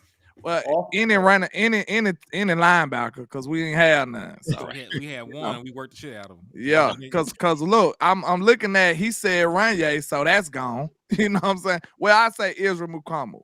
Yeah, Izzy. That's a good one. That's a good one. Yeah, Izzy. He balled out one game and we just don't really see him. Never went back to him. That's two people came on the show, so don't say I'm being biased. I'm just saying Izzy and Tolbert. Them my two. That's easy. Capers. I was gonna say Kevontae Turpin and Wanye Thomas, but I guess I'll go Sam Williams, or I'll say Sam Williams or Tolbert. I mean, if that's names that nobody say. It could be the same people. Okay, then if it's gonna be that, then yeah, Kevontae Turpin and Wanye. For sure. Man, I'm about to say I got a whole list. I ain't gonna lie. I know you do. It's on West now, I believe, right? Yep. I would say Rico Dow because he should have been the starting running back from week 1. And I would say, all right, Kanye, hold on. Say that one more time. Say that one more time. You got to stand on that shit. You can't just breeze by that. You ain't just going to breeze by that, man. Yeah, that was crazy. Say that for the people in the back, man. That's crazy. At this point of the game, I think everybody knows where I stand on Tony Pollard. He's not a running back. Tony Pollard became a running back a day before the NFL draft. That's facts. That's true. Listen, hold on. Time out, West Coast. That's where I got to stop you right there. I ain't gonna lie. Like, running back and wide receiver, I feel like are very compatible. If you're an athlete, that's very compatible. No. They pretty much not in the NFL. It ain't. Not in the NFL. A running back has to be able to, on first down, if I decide to play action pass, he has to be able to pick up a blitzing linebacker. Pick that blitzing linebacker up, get folded like a lawn chair so Dak can then get the ball up. Then I need to be able to stand him up and then hand that ball off to him on second down. Tony Pollard is not doing that at all. We do not. The only running back that we actually have that will allow a defense to fear his ability to run the ball and also pick up a blitzing linebacker is Rico Dow. Tony Pollard is a scat back. And I'm gonna tell you, he did exactly what he actually did better than I thought he was gonna do. Because but in today's America, 1,000 yards is not hard to come by. Like, that makes it crazy that he got judged off of 1,000 yards. You know what I'm saying? That makes it crazy to me. You know what I'm saying? Yeah, that's what he had 2 touchdowns week 1 and then could not score almost 9 weeks. You know what I'm saying? And I'm gonna tell you this right now. Anybody that's saying no to Rico Dow is just folks that just you don't like being on the right side of history, because Tony Pollard he's not a good running back, bro. He's not. He's a good running back in open field, but guess what? I'm a good running back in open field. West Coast. He's not a good running back. West Coast. I ain't gonna lie. West Coast. You tripping a little bit, West Coast. No, that is crazy. Hold on, wait a minute. You had one. You said Rico. Who your defense before we move on? Who's my defense? A person that got underused or misused, or what was it, underused? Underutilized. Yeah. Underutilized. I would probably say the Evans dude, the linebacker we brought in. That's a good one because he was an actual linebacker. Yeah, like I didn't. Yeah, he was a whole linebacker. He got 2 whole plays, and like one play he was in coverage for 40 yards. Why did we even sign? Look, he was the 2023 Tech McKinley, wasn't it? Like we signed him. We signed him for nothing. So I was, and I thought he was better than he should at least. Hey, come on, man, come on, we get it. You won. That's part of it. But yeah, we gotta. I think He's probably. I wanted to know what happened. They activated him for like 3 games and he didn't play. I didn't even get that at all. He played a couple of snaps, but nothing significant. It's on TP now. TP. I was gonna say Tony Pollard underutilized. Wow. Hunter Lipke underutilized. You can even say to a certain extent Ferguson underutilized. Brandon Cooks. He said Ferguson. Yeah, in a way you can say he was underutilized for sure. Yeah, Ferguson should have got the ball more targets. He really should have. You know what I'm saying? Defense. Micah. We didn't see that one coming right now. Now, the same way I stopped West Coast ass, I'm gonna stop your ass. Explain to me why Micah Parsons was underutilized, Kinfolk. Because if he played 40% linebacker, he would have been a first-team All-Pro. Hands down, player of the year. Let me ask you this, TP. Are you saying outside linebacker or are you saying middle linebacker? When I say linebacker, I'm never talking middle linebacker. Okay, because that's where the divide is, right? A lot of Cowboys fans are wanting to put Micah at middle linebacker. Yeah, I'm about to say middle linebacker and weak side linebacker are two different things. Your middle linebacker is going to be your run stuffer. Your weak side linebacker is going to be the one that drops in the coverage and blitzes. Right. So I think that's where Micah's going to be. Arguing online, they want Micah as middle linebacker. Yeah, Micah's going to run. Micah's going to run the same position that Bell was running. He should have been running the same position Bell was running. Right. So, answer riddle me this: would you want Micah Parsons lining up as a traditional defensive end at all, or would you rather him rushing from a linebacker position? Because he can still get his pass rush off, but he can just do it from a linebacker. I think everything should be situational. Yeah, very good answer. First and 10. That's the best. Any other answer is not true. Any other answer is not true. Because if you literally play a team like that wants to beat the Dallas Cowboys, like if you play a team that literally says, Dallas Cowboys, we're going to beat you the way the film says. No matter if we win or lose, we're going to play you the way the film says. You know what that says? They're going to run the ball. He has to get off ball. The reason being is because they asked about to run the ball. The problem is, and I'm going to tell you, the Cowboys are really the one that really burned Micah Parsons. They almost do things to make him look bad. Like the Cowboys will be like, damn, this is a team that's about to try to run the ball on us. I know what we'll do. Kick Micah all the way out to the outside and let him rush the quarterback. So when he rushed the quarterback, the running back will run right past him. You know what I'm saying? Like the Cowboys, it's like, I know teams are watching film on us, but it's like, are we really watching films on other teams? Because when we played Green Bay, maybe he could have played a little bit. You know what I'm saying? We needed whatever we could need in that and to stop that run. You know what I'm saying? So I think that's a whoever the film guy in that offensive room that's scouting these offensive guys, man, that we were playing, that dude, he needed a little pinch in the right direction too. It's crazy. We seen the best version of him in that Detroit game, low key. Because then that's a dual threat run game that we kind of stuffed them boys too. He was talking about that yesterday too. He said that. For the people who keep saying Micah shouldn't be a full-time defensive end, Micah should be a full-time defensive end because outside of him, we have no pass rush. You can say we have all the pass rushers that you want to say we have, but when Micah's not in the game or Micah's back in coverage, who gets a sack? Right. Nobody. Dorrance Armstrong will get it after 5 minutes. Yeah, I mean, you don't really need pass rush though. Like, you know what I'm saying? Like the biggest thing right now is like, listen to me, sacks are not the determination of. If you guys notice, we get a bunch of sacks and a bunch of blowouts. Yeah. Like, listen to me. Don't cancel. I think Fowler get that though. I think Fowler get that. Like, we don't like. Sacks are not the determination of us winning and losing games. They're just not. You know what I'm saying? Like we had a 50 sack. We've been good at getting sacks for a minute. But my thing is this: how about 1 year instead of focusing on sacks and interceptions, we just focus on playing good defense? Thank you.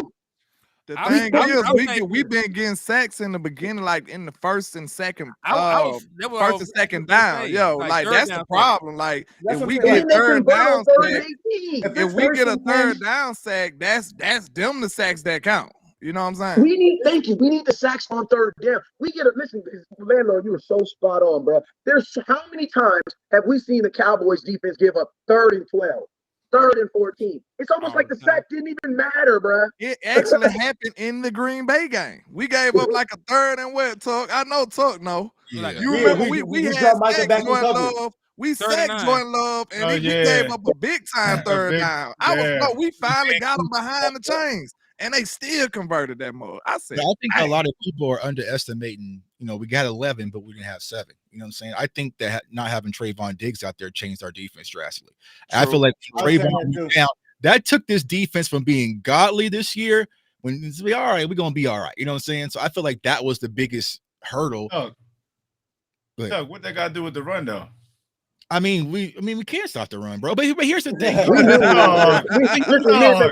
right-handed guy. We knew at the draft we weren't gonna be able to stop the run. So if you go back to our loss in San Fran last year, our defense played just fine. Oh yeah, they did. They played good enough. They played good enough to win that game. Good enough. You know what I'm saying? Last year was on the offense. This year was on everybody. You know what I'm saying? So it's like the Cowboys need to put the pieces together when it matters the most. You know what I'm saying? I know Cowboys fans are trying to find that one person to blame. It's Dan Quinn's fault or it's Mike McCarthy. Like, bro, everybody got their everybody, even the fans, even the fans.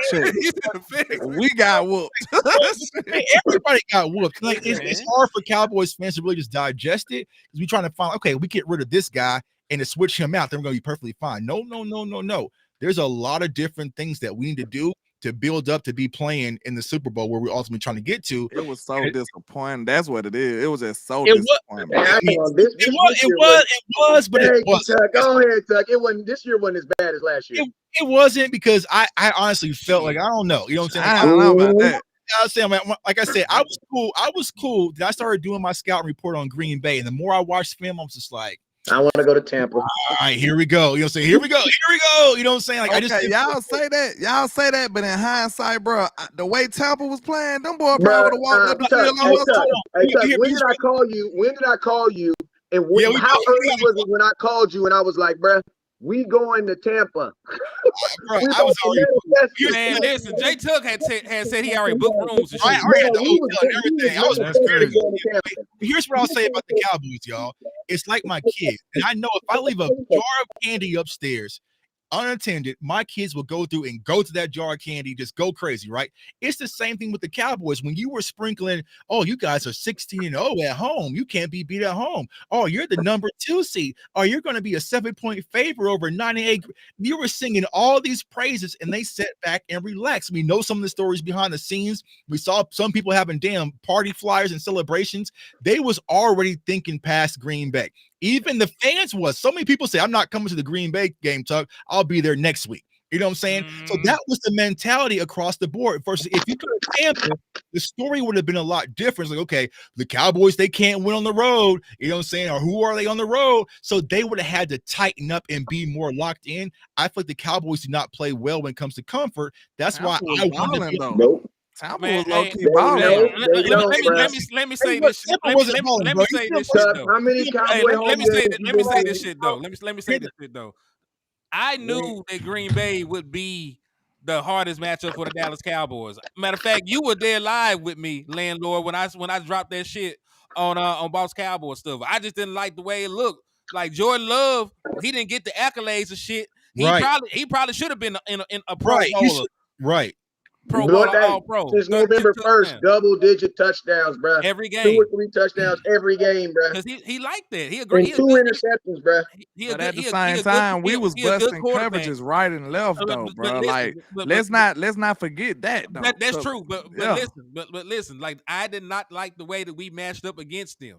Because for one, we already know what Aaron Jones does to us every time he sees us. And I'm telling you Take it to the hold on. Let me finish my train of thought. I'll let y'all go. So, like, Aaron Jones has beat our ass into submission the last 3 or 4 times that we done played this man. That dude had 6 touchdowns in the last 2 games. And like, think about it. I know Jordan Love is not known as a running quarterback, but he had 4 rushing touchdowns on the season.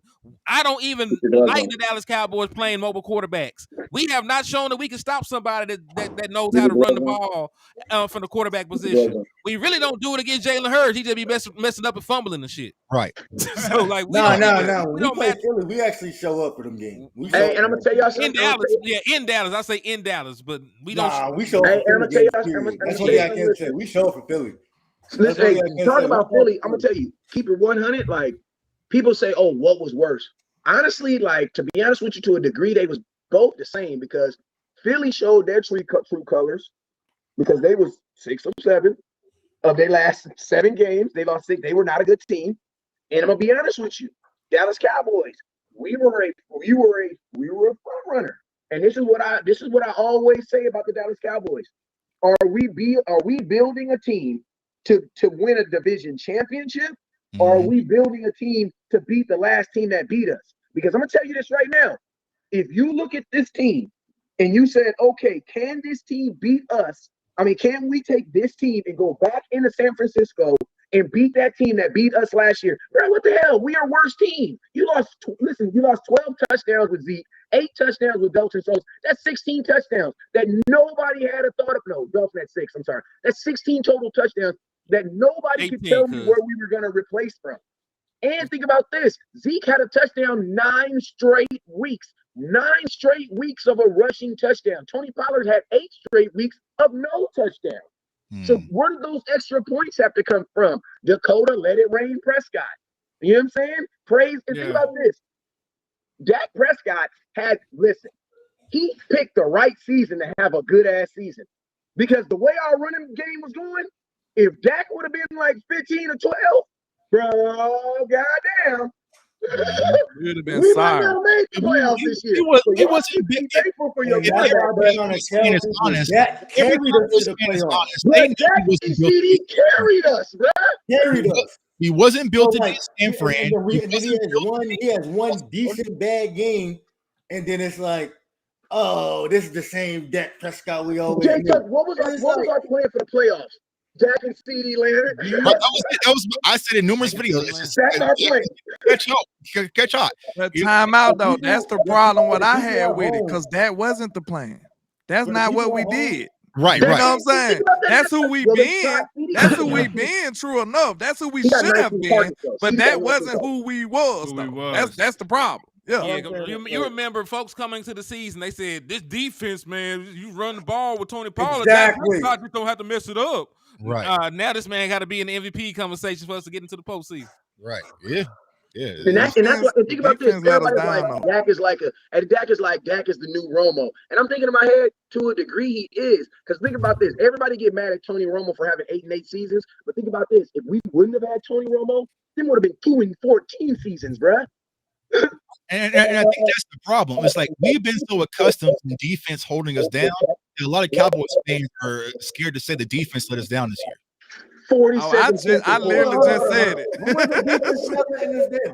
I literally just said it. You talking about the playoffs? No, they lasted all season, bro. Yeah. No, I'm talking about when was they holding us down? I'm talking about the years that they let us down. He's talking about when they were holding it down for us overall. Like the last 2 years. Last year, 2022, 2021. No last 2 years. The defense getting the pass, but like if you look at our losses, the defense didn't show up. You know what I'm saying? Like I said, if you go back to that Dolphins game, offense did their job. Defense let us down. You know what I'm saying? I got a question for TP. I can't say the defense let us down in that one. Yeah, they gave us the Dolphins game. Yeah. How did defense let us down? They 1,000% did. The Dolphins game, they gave up a game-winning drive. I don't know, bro. I ain't gonna lie, the defense is gonna feel a long time. The offense kept getting the ball over and over. It ain't the defense fault. Tony Pollard ain't cut into the end zone. Bro, Be right about that. You can't keep giving an offense. It ain't the defense fault that Hunter Lepke fumbled on the 1-yard line. They scored, but I'm saying they held Miami. I don't know about that one, guys. Touchdown. Yeah, they only had one. Do you remember the defense, right? Dak got us the lead in the fourth quarter. Yeah. And they drove the entire They let us go all the way back down. But the totality of the game, Tony Pollard didn't get in and do I knew how that was going to go. As soon as Miami got the ball back, I said, yeah, they about to go get 3. Yeah. I know they about to go get 3. Well, you shouldn't feel like way with our Yeah, defense. you shouldn't feel that way. And The whole game, feel they like- could score 7. They I could feel only like there get was 3. other things in that game. So you look at Buffalo defense let us down. Yes. Oh, yeah, for Well, sure. offense too. And then San Fran. Detroit, that final drive, defense, right? Detroit, Offense too, final though. drive, we got lucky. We you know what I'm saying? Like, But that's, listen, but also, Detroit I don't know almost, about the that, defense though. almost gave up that In all Detroit those game, games- but they played well the rest of the game, though. Cardinals Oh. defense. You know what I'm Hey, saying? but think about this, Tuck. In something like in that Oh, Miami I don't game, know if about I'm not that. mistaken, listen, this is another thing that our offense has to be better at next year. We got to score on our first drive. But see, Like, that's the we thing. cannot keep putting our defense, because like if you don't score on your first drive, then your defense has to stop them. But that's the problem, Wes. That's the I done problem. 'Cause seen we that all- happen so much this postseason, though. We always say that, right? That's what we say. Our offense is our best defense. When we get up and we're scoring points, and the defense can peel their ears back and go out there and get sacks, that's their game. But in What a else game, that go with though, Tuck? I'm just a quick But interjection. listen, but When listen hold about on. When you up like that, what else you protect your defense from? Playing The around. run. Go ahead. But Yes. think about this stuff. Yeah. Think about this stuff. If you go look at the salary cap, if you go look at the goddamn salary cap, the money say your ass better be able to score some points, or somebody need to give me some money back. Because Our ain't nobody's Yeah, gonna pay exactly. money. Ain't nobody Wes. getting paid. Ain't nobody getting paid on the offense outside the offense. Well, what are you talking about? Man, he Everybody- tripping, yeah. Michael Gallup, your highest paid wide receiver. No. Michael Gallup, your highest paid wide No. receiver. Let me CeeDee say Lamb on a something. rookie contract. Oh, no. Brandon Cooks Oh, restructured. no. Dak Prescott made $26 million this year. Bro, listen, What are we talking every about single- money? Can I say something? Bro? Every single person on the offense is on an extension or is already been on extension. Everybody, CeeDee bro. Lamb ain't on no extension. What are Well, you who- talking like, about? bro, Zach Moss I on don't an think extension. CeeDee Lamb, Who- man, who- listen, CeeDee Lamb, Jake Ferguson, CeeDee Lamb, Jake Ferguson, Tyler Smith, Tyler Biotis. He's a first round pick, bro. He makes $24 It million. don't matter. We got first round picks on the defense too. Trayvon Diggs wait, get come on, paid. wait. Michael Parsons first round pick. DeMarcus If you go Marcus look, Lawrence on the extension. if you go look at the You defense, paid Donovan Wilson. You done paid No, 30. if You you done go paid look 30 at your safeties. You talk about if you go look at the way your team is set up right now, you are paying to have a good offense. You are We're not paying to have a good technically paying- defense too. You pay, No, you're not, bro. You have Jonathan Hankins. you pay Donovan Jamal Wilson. Clark. You pay Trayvon Diggs. You invested the first Bro, round pick. Trayvon Diggs made $4 million last year. What are you talking about? You just said extension. He got an Hold on, extension. wait a minute. We need a buffer. We need a buffer. Hold on, wait a minute. You ain't got nothing to do. Wait a You minute talking here. about extension. Hey, order in the Niggas court. getting Order in money. the Niggas court. getting money everywhere, man. Bro, Niggas hold on, getting listen. money on both sides. All this tells me is nobody's getting paid. Dollar Bill is getting away with everything. Nobody's getting paid, bro. Nobody's getting paid. Zach Martin's getting paid. Tyron Smith is getting paid. Dak Prescott's getting paid. Tony Pollard's getting paid. Who else is getting paid on the offense? The center. we have one of the top offenses. Center ain't getting paid. You have not the center. Well, Tyler Smith is a first round pick. So Okay, and I can still go through the defense and do the same That's thing. Though West right Coast, there. I can still go through the defense Bro, and do the same thing. we have one of the top You have offenses. Brandon Cooks. Categories. Yeah, Brandon Cooks. If you want to count him, even though he restructured. So what But I'm saying is, Trayvon Diggs. But listen. Hold that thought. I let you name off the offense. Trayvon Diggs extension. Micah Parsons, you invested the first round pick. You extended Malik Hooker. You extended Donovan Wilson. You got niggas on the defensive side. That's four, bro. And all Leighton Vander is on the second. It doesn't matter. You didn't ask about. I ain't gonna lie. Yeah, you need to pay Micah Parsons. Because We should have paid him yesterday. We talked about paying him now. Yeah, yesterday. if you go look at your cap right now, if you look at the Dallas Cowboys salary cap, we have 90. We have not 90. We have about 60 to 70% of our cap.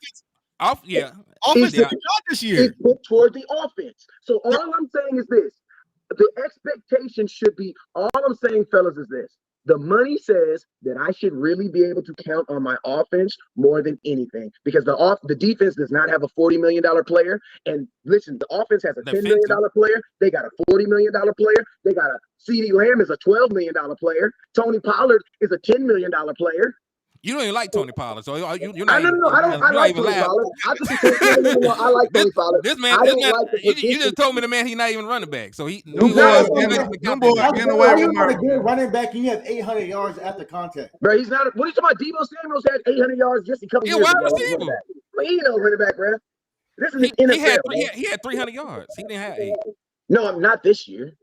You know what's the most discouraging thing about all of this is 300 yards. Hold on, listen. This is one of the most discouraging things. Debo's really a running back in the receiver position. Bro, CeeDee Lamb is the best running back on this team. We were the top. Offense was the top in yardage and points. Yo, Wes crazy. The most discouraging thing about this is we got superstars on rookie deals and we still ain't making no moves. Think about that. Okay. Let's keep it on it. We got superstars on rookie deals. Micah Parsons is a top player in this league. Nobody. CeeDee Lamb is a top player in this league, and we still ain't getting no. We still ain't making no free agency moves. Man, we scored the most points in the NFL this year, though. Man, what? I feel like some of them games, the offense ain't.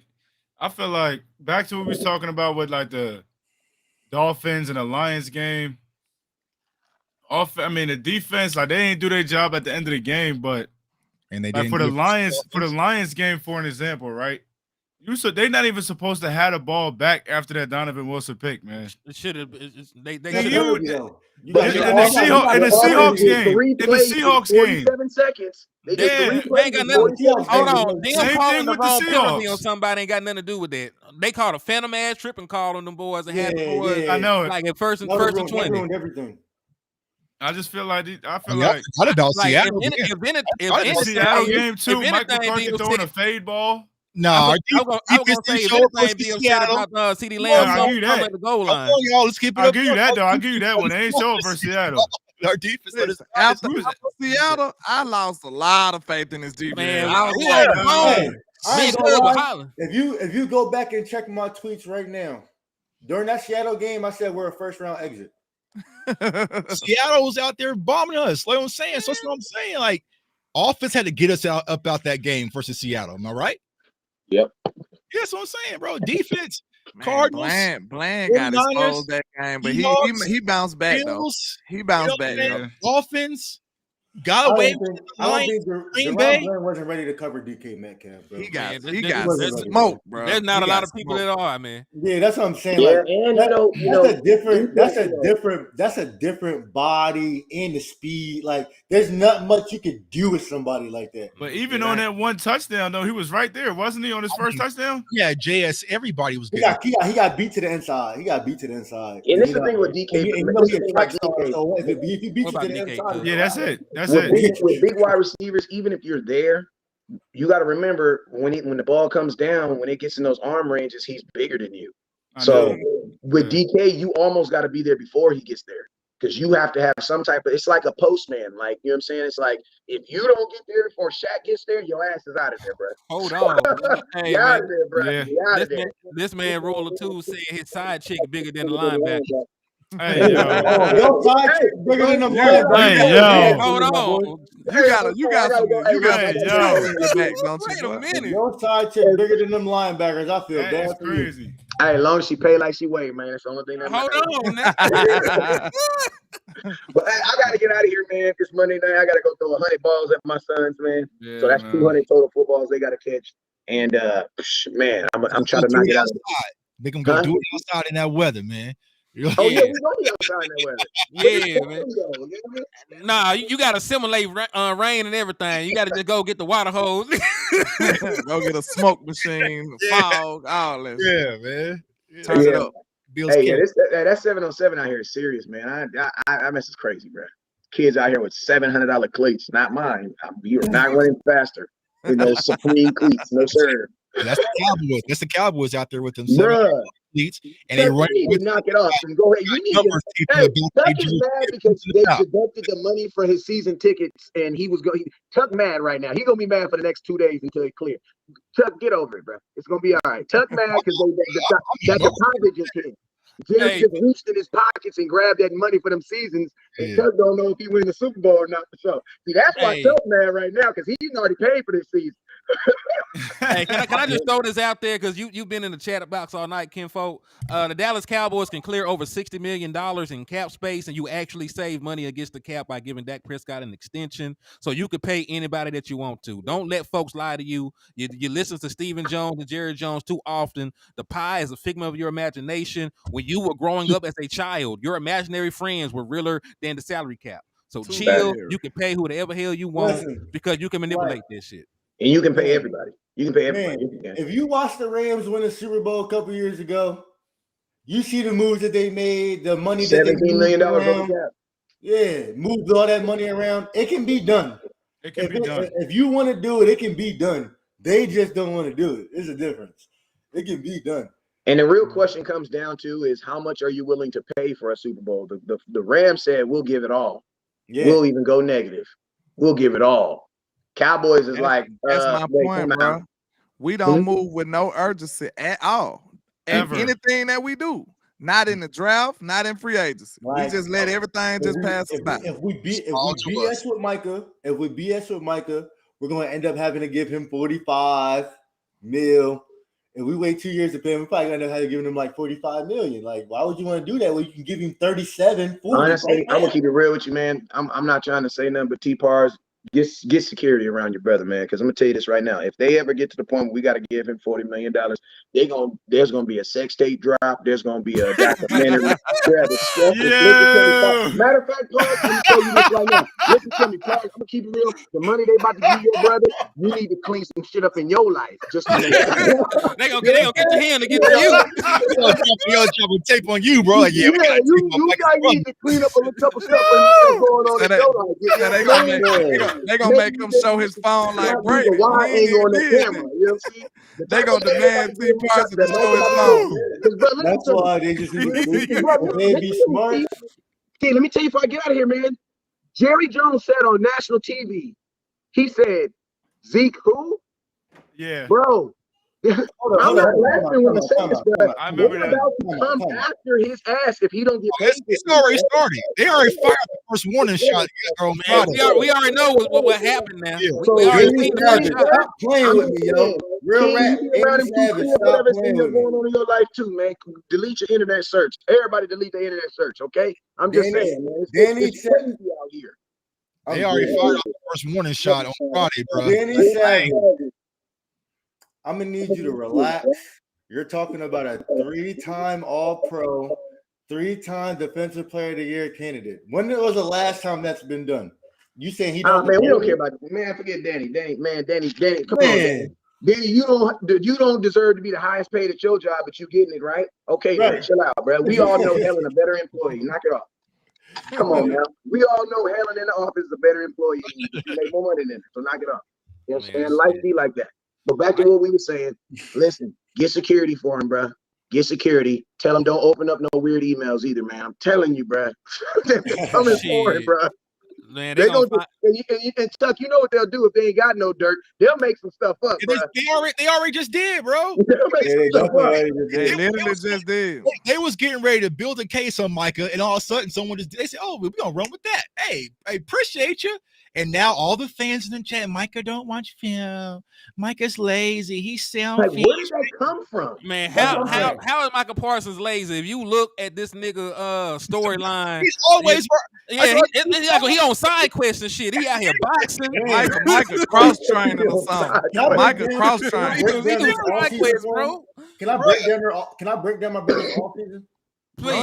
Please. All right. So my brother's off season started like 6 a.m. workout. He'd be back at 9. He'll wake me up. Yo, come outside. Let's play basketball. He'll play basketball for 2-3 hours and then go do another workout. Man. You know what I'm saying? Like, you don't just, you know what I mean? Like, I've never seen him train for something so hard.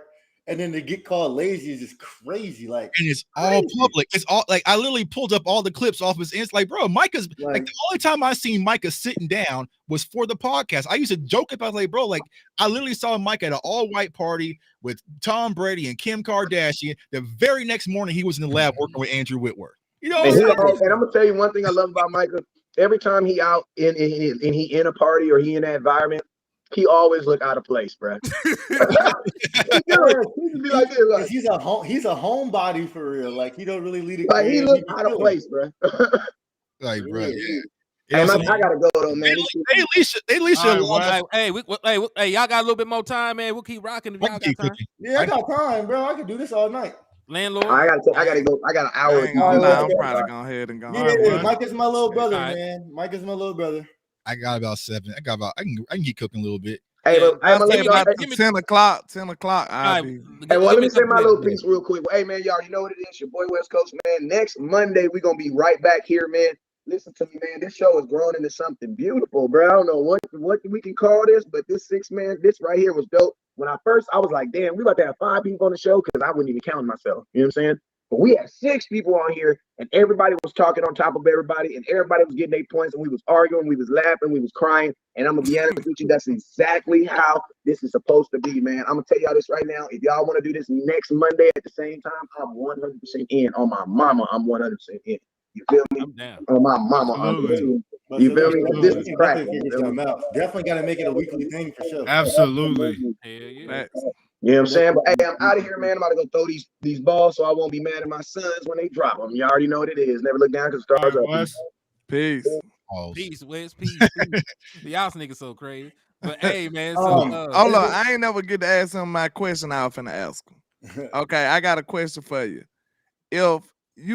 It's kind of hard to ask you, but you know, I'll say this. What do you think if Micah had like a unlimited shopping spree of people that he can go pick up to help him be supremely great? What you think that list of players will look like? At least the positions. Like active players? I mean position. Ain't even gotta be players. Like if Micah had a checklist, like, okay, if you give me this, and this, we gonna rock out, we gonna dominate. D tackle. Mm-hmm. See? D tackle.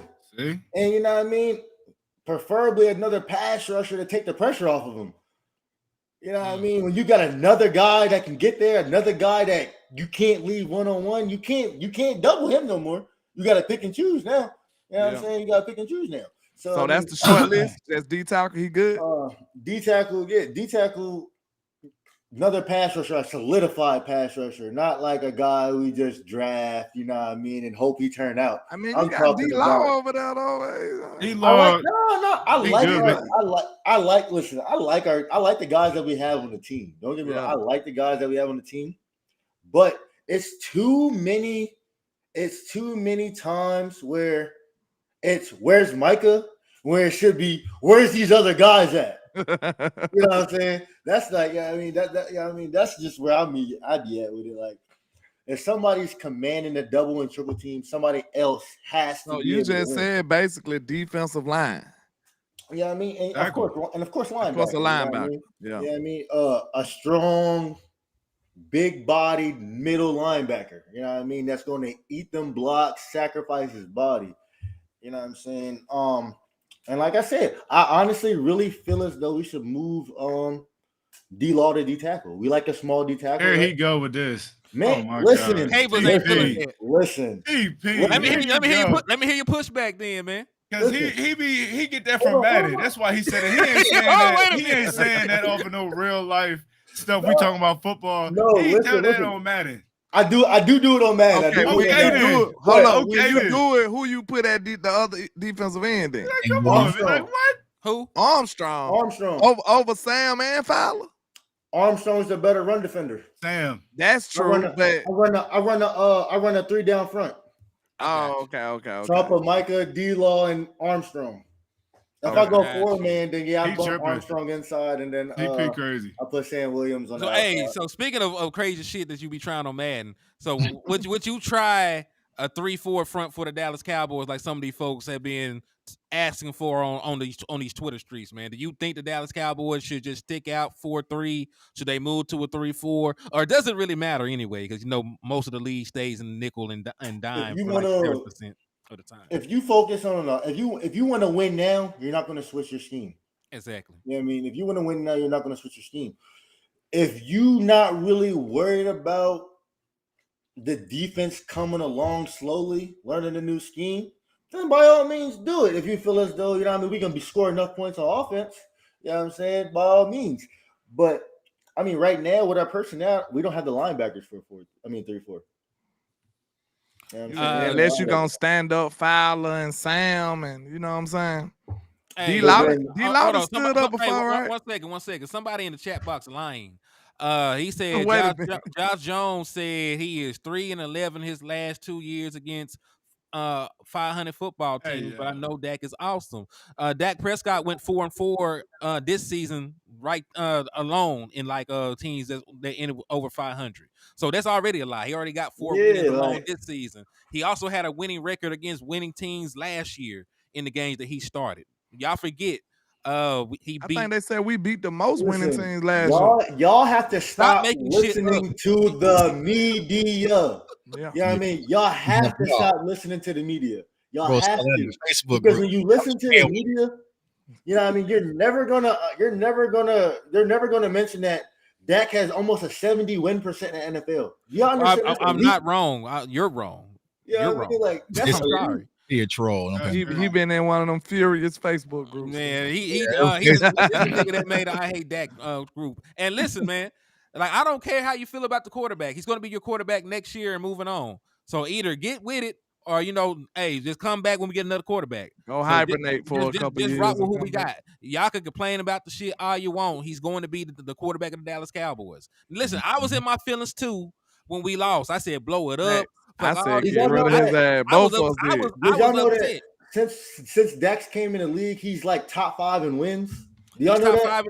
Do you know he's also top 5 in he's top 10 in career completion percentage, top 10 in career passer rating. He has a Hall of Fame resume. Let's just say that. He has a Hall of Fame resume. Prescott has not done. Who got a Hall of Fame resume? Yeah. The only thing Dak Prescott has not done is win the Super Bowl. He has a Hall of Fame. Listen, I'm gonna say this: if Dak Prescott wins a Super Bowl and a Super Bowl MVP, listen. You want me to bring it up?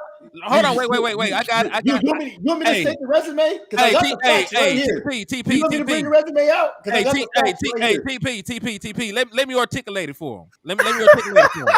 I got it. I'm gonna put it in a way for him. Come on, bro. I'm not saying right now that Dak Prescott will get into the Hall of Fame. I'm not saying he's gonna be a first ballot Hall of Famer right now. I'm not saying that. What I'm saying, give him 5 years. But I'm saying, but I'm saying, if he continues on the same trajectory, he's on track to end his career with over 50,000 passing yards. He's on track to end with about 7 Pro Bowl selections. He's already top 10 in all the major passing statistics. The only thing he would be missing from his resume is a Super Bowl to make it into the Hall of Fame. Literally. So that's a Hall of Fame resume. He's already been an All-Pro. He's already been Rookie of the Year. Top 5. He's also trying to need an MVP in there. Yeah, if he gets an MVP, then yeah. But listen, Drew Brees didn't make a single MVP. They're gonna put Russ in. He win MVP then? Drew Brees never won. Not Drew Brees. Not Drew Brees. Damn. Drew Brees never won. Russell Wilson never won. All you need is the Super Bowl, my guy. He done been close to the best quarterback in the league, though. He done been up there. Second team All Pro, which Dak has got. That's the epitome of what they gave Drew Brees. Offensive Player of the Year, and they gave him second team All Pro. But if you Saints ain't been doing that since Drew. Since Drew, they've been down. I'm not even high. I'm not even. This is like the lowest this is the lowest I've been on Dak Prescott for years. Me too. But at the same token, like he Hall has of Fame resume is crazy though, bro. He has a shot to get it. Listen, nobody's saying if he were. We're not saying right now. He'll be a first. TP said right now. Not right now. No, what I'm saying resume is built without the champion. He just needs the championship. That's what I'm saying. Yeah. I'm saying if he got a Super Bowl next year, it's a shoo-in. It's not even nothing to talk about. If he got a Super Bowl next year, there's nothing to talk about. He's a first ballot. You know what I mean? That's the difference. Right now, you can say, oh, he can't win the big game. But then if you go look at Peyton's career, he didn't win the big game until he did. You know what I mean? You can't say somebody can't do something. Okay. Until, you know what I mean? Let's be honest. Who walked out that who walked out of that loss was a Green Bay and felt like, damn it, this was Dak's fault? Man. And hold on now. I had a little blame on Dak. I'm not gonna even count. Like them interceptions was egregious though.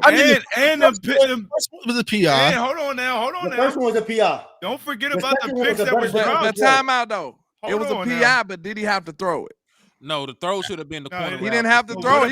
He could have made another decision though. Hold on. Situation though. We backed up. We're backed up. He's trying to get rid of that ball quick.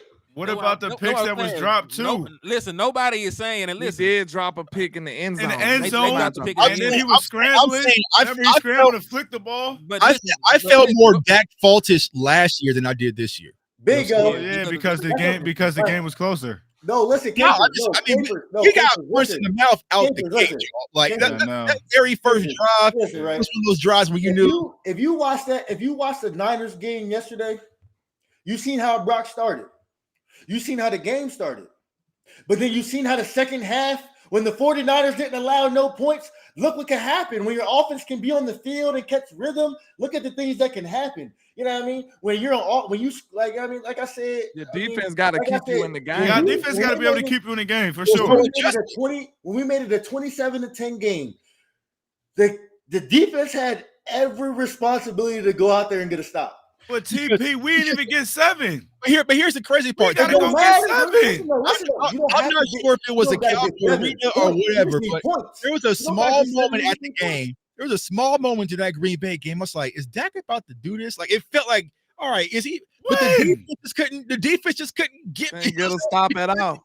Nothing. But hold on. Can I say this? The Dallas Cowboys scored 10 straight points, and then the defense gave up a touchdown the moment they touched the field. Right. Remember, they doubled up. They scored a touchdown at the end. They scored 10 points coming out. That's momentum. It was a 17-point game. We just seen a team overcome a 17-point halftime deficit. Come on now, y'all. Y'all got to be. Come on now. I'm not gonna lie. They didn't even get 7 after halftime. I'm just saying this possible. before I go. I'm gonna say this before I go. I feel like that game was over when it was 27 to what? When it was 27 to 3. 0. When it was 27 to what? 27 to 7.5. 27 to 0. Like, let's be real, bro. Like that shit. It was over. That's pretty much over right now. Man, hell no. I don't know what Tuck was talking about. Just because we think it's over. Jay Tuck was tweeting telling the Lions congratulations when they went up 27. Look, time out. We just discussed that we are not those teams. Bro. Okay. Hold on. Come on. Because the only thing that separates us from the Niners, coaching and Fred Warner. But here's the thing: if we would have been playing Tampa, that 32 would have been in overtime. Our defense just couldn't get a stop, bro. You know what I'm saying? And I feel like once they came out, and I think what's lost in translation, nobody is we could have forced nobody one punt in that game. Hold on, but this is what y'all missing though. This is what nobody is missing though. Dak Prescott from any blame. I'm not saying absolutely. I'm not saying he played well, but I'm saying that your defense need to keep you in the game until you can't shake back. Though, that's fact, and you ain't wrong. But this dude gave him a pick. Hold on, TP. The quarterbacks this year in the playoffs. No. If you look at the quarterbacks this year in the playoffs, gave them 7 points, and then he threw a pick in their territory. They backed up. That's 14 right there. But who's giving them points? Hey, hold on, wait a minute. Who told the defense they had to give up a touchdown? There's no golden rule. There's no golden rule they got to give up. Remember, they got a penalty. It was 1st and 20 from the goal line, and they still couldn't stop them. They scored in 2 plays. Yeah, Blaine got cooked in the middle. I know, but that's what I'm saying though. You can't be giving them the ball in their territory. Regardless. And then he gave them 7. That's true. And nobody is. Listen. And then you come out of half and you kick a field goal. Landlord, hold the hell on. You ain't just finna escape. You ain't got no longer. Yeah, I do. I gotta check out too. Hey, tell my boy. Tell them where they can find y'all. We finna wrap it up anyway, man. Look, we gotta do this again though, man. But I go by Landlord from Alabama with the same handle on all social media. Y'all tap in for the win. Shout out to the Trap, my people that support me, man. I appreciate y'all, man. Shout out to y'all. It was a good show for y'all, man. I appreciate y'all, man, too. Nice to meet you, Brody. Nice to meet y'all too, man. I'm gonna get with y'all though. Hey, we finna wrap it up. Tuck, let them know. Y'all finna wrap it up. Yeah, okay. Tuck. Yeah, y'all can find me on all social media platforms at JTuck151. My YouTube channel, CFO Sports. We got a lot of draft content coming up this week, and then next week I will be at the Super Bowl live and direct, man. So I'll be out there interviewing players, and you know what I'm saying. We're gonna be putting on, man. Like I said, Cowboys Nation, season's over, but all we can do is try to focus on solutions and getting better. But we ain't gonna quit fighting, man. I know y'all got blood in y'all mouth right now, but we're gonna be back in fighting here soon. So, you know, just dust yourself off. We're gonna work. Appreciate y'all. All right. And hey, Capers, TP, let them know where they can find you at, man. Hey, check out Real Talk by Capers and Parsons podcast, man. Me and TP got a little podcast going, just started. TP went viral over the weekend, talking about his brother, talking about Dak. Everybody go tune into that, man. Hey, my name is King Capers on all platforms, TikTok, YouTube, IG. Go follow me on that. Already. Indeed, man. And hey, it's your boy Henny the Moore reporting live from the liquor store. Hit me up on YouTube. Come and sub to the page. We on the road to 2K. So just go to HTM Sports on YouTube. Sub. It's more Henny on Twitter and Henny the Moore on Facebook, man. So tap in with your boy. And in the words of West Coast Cowboys, he said earlier, never look down because the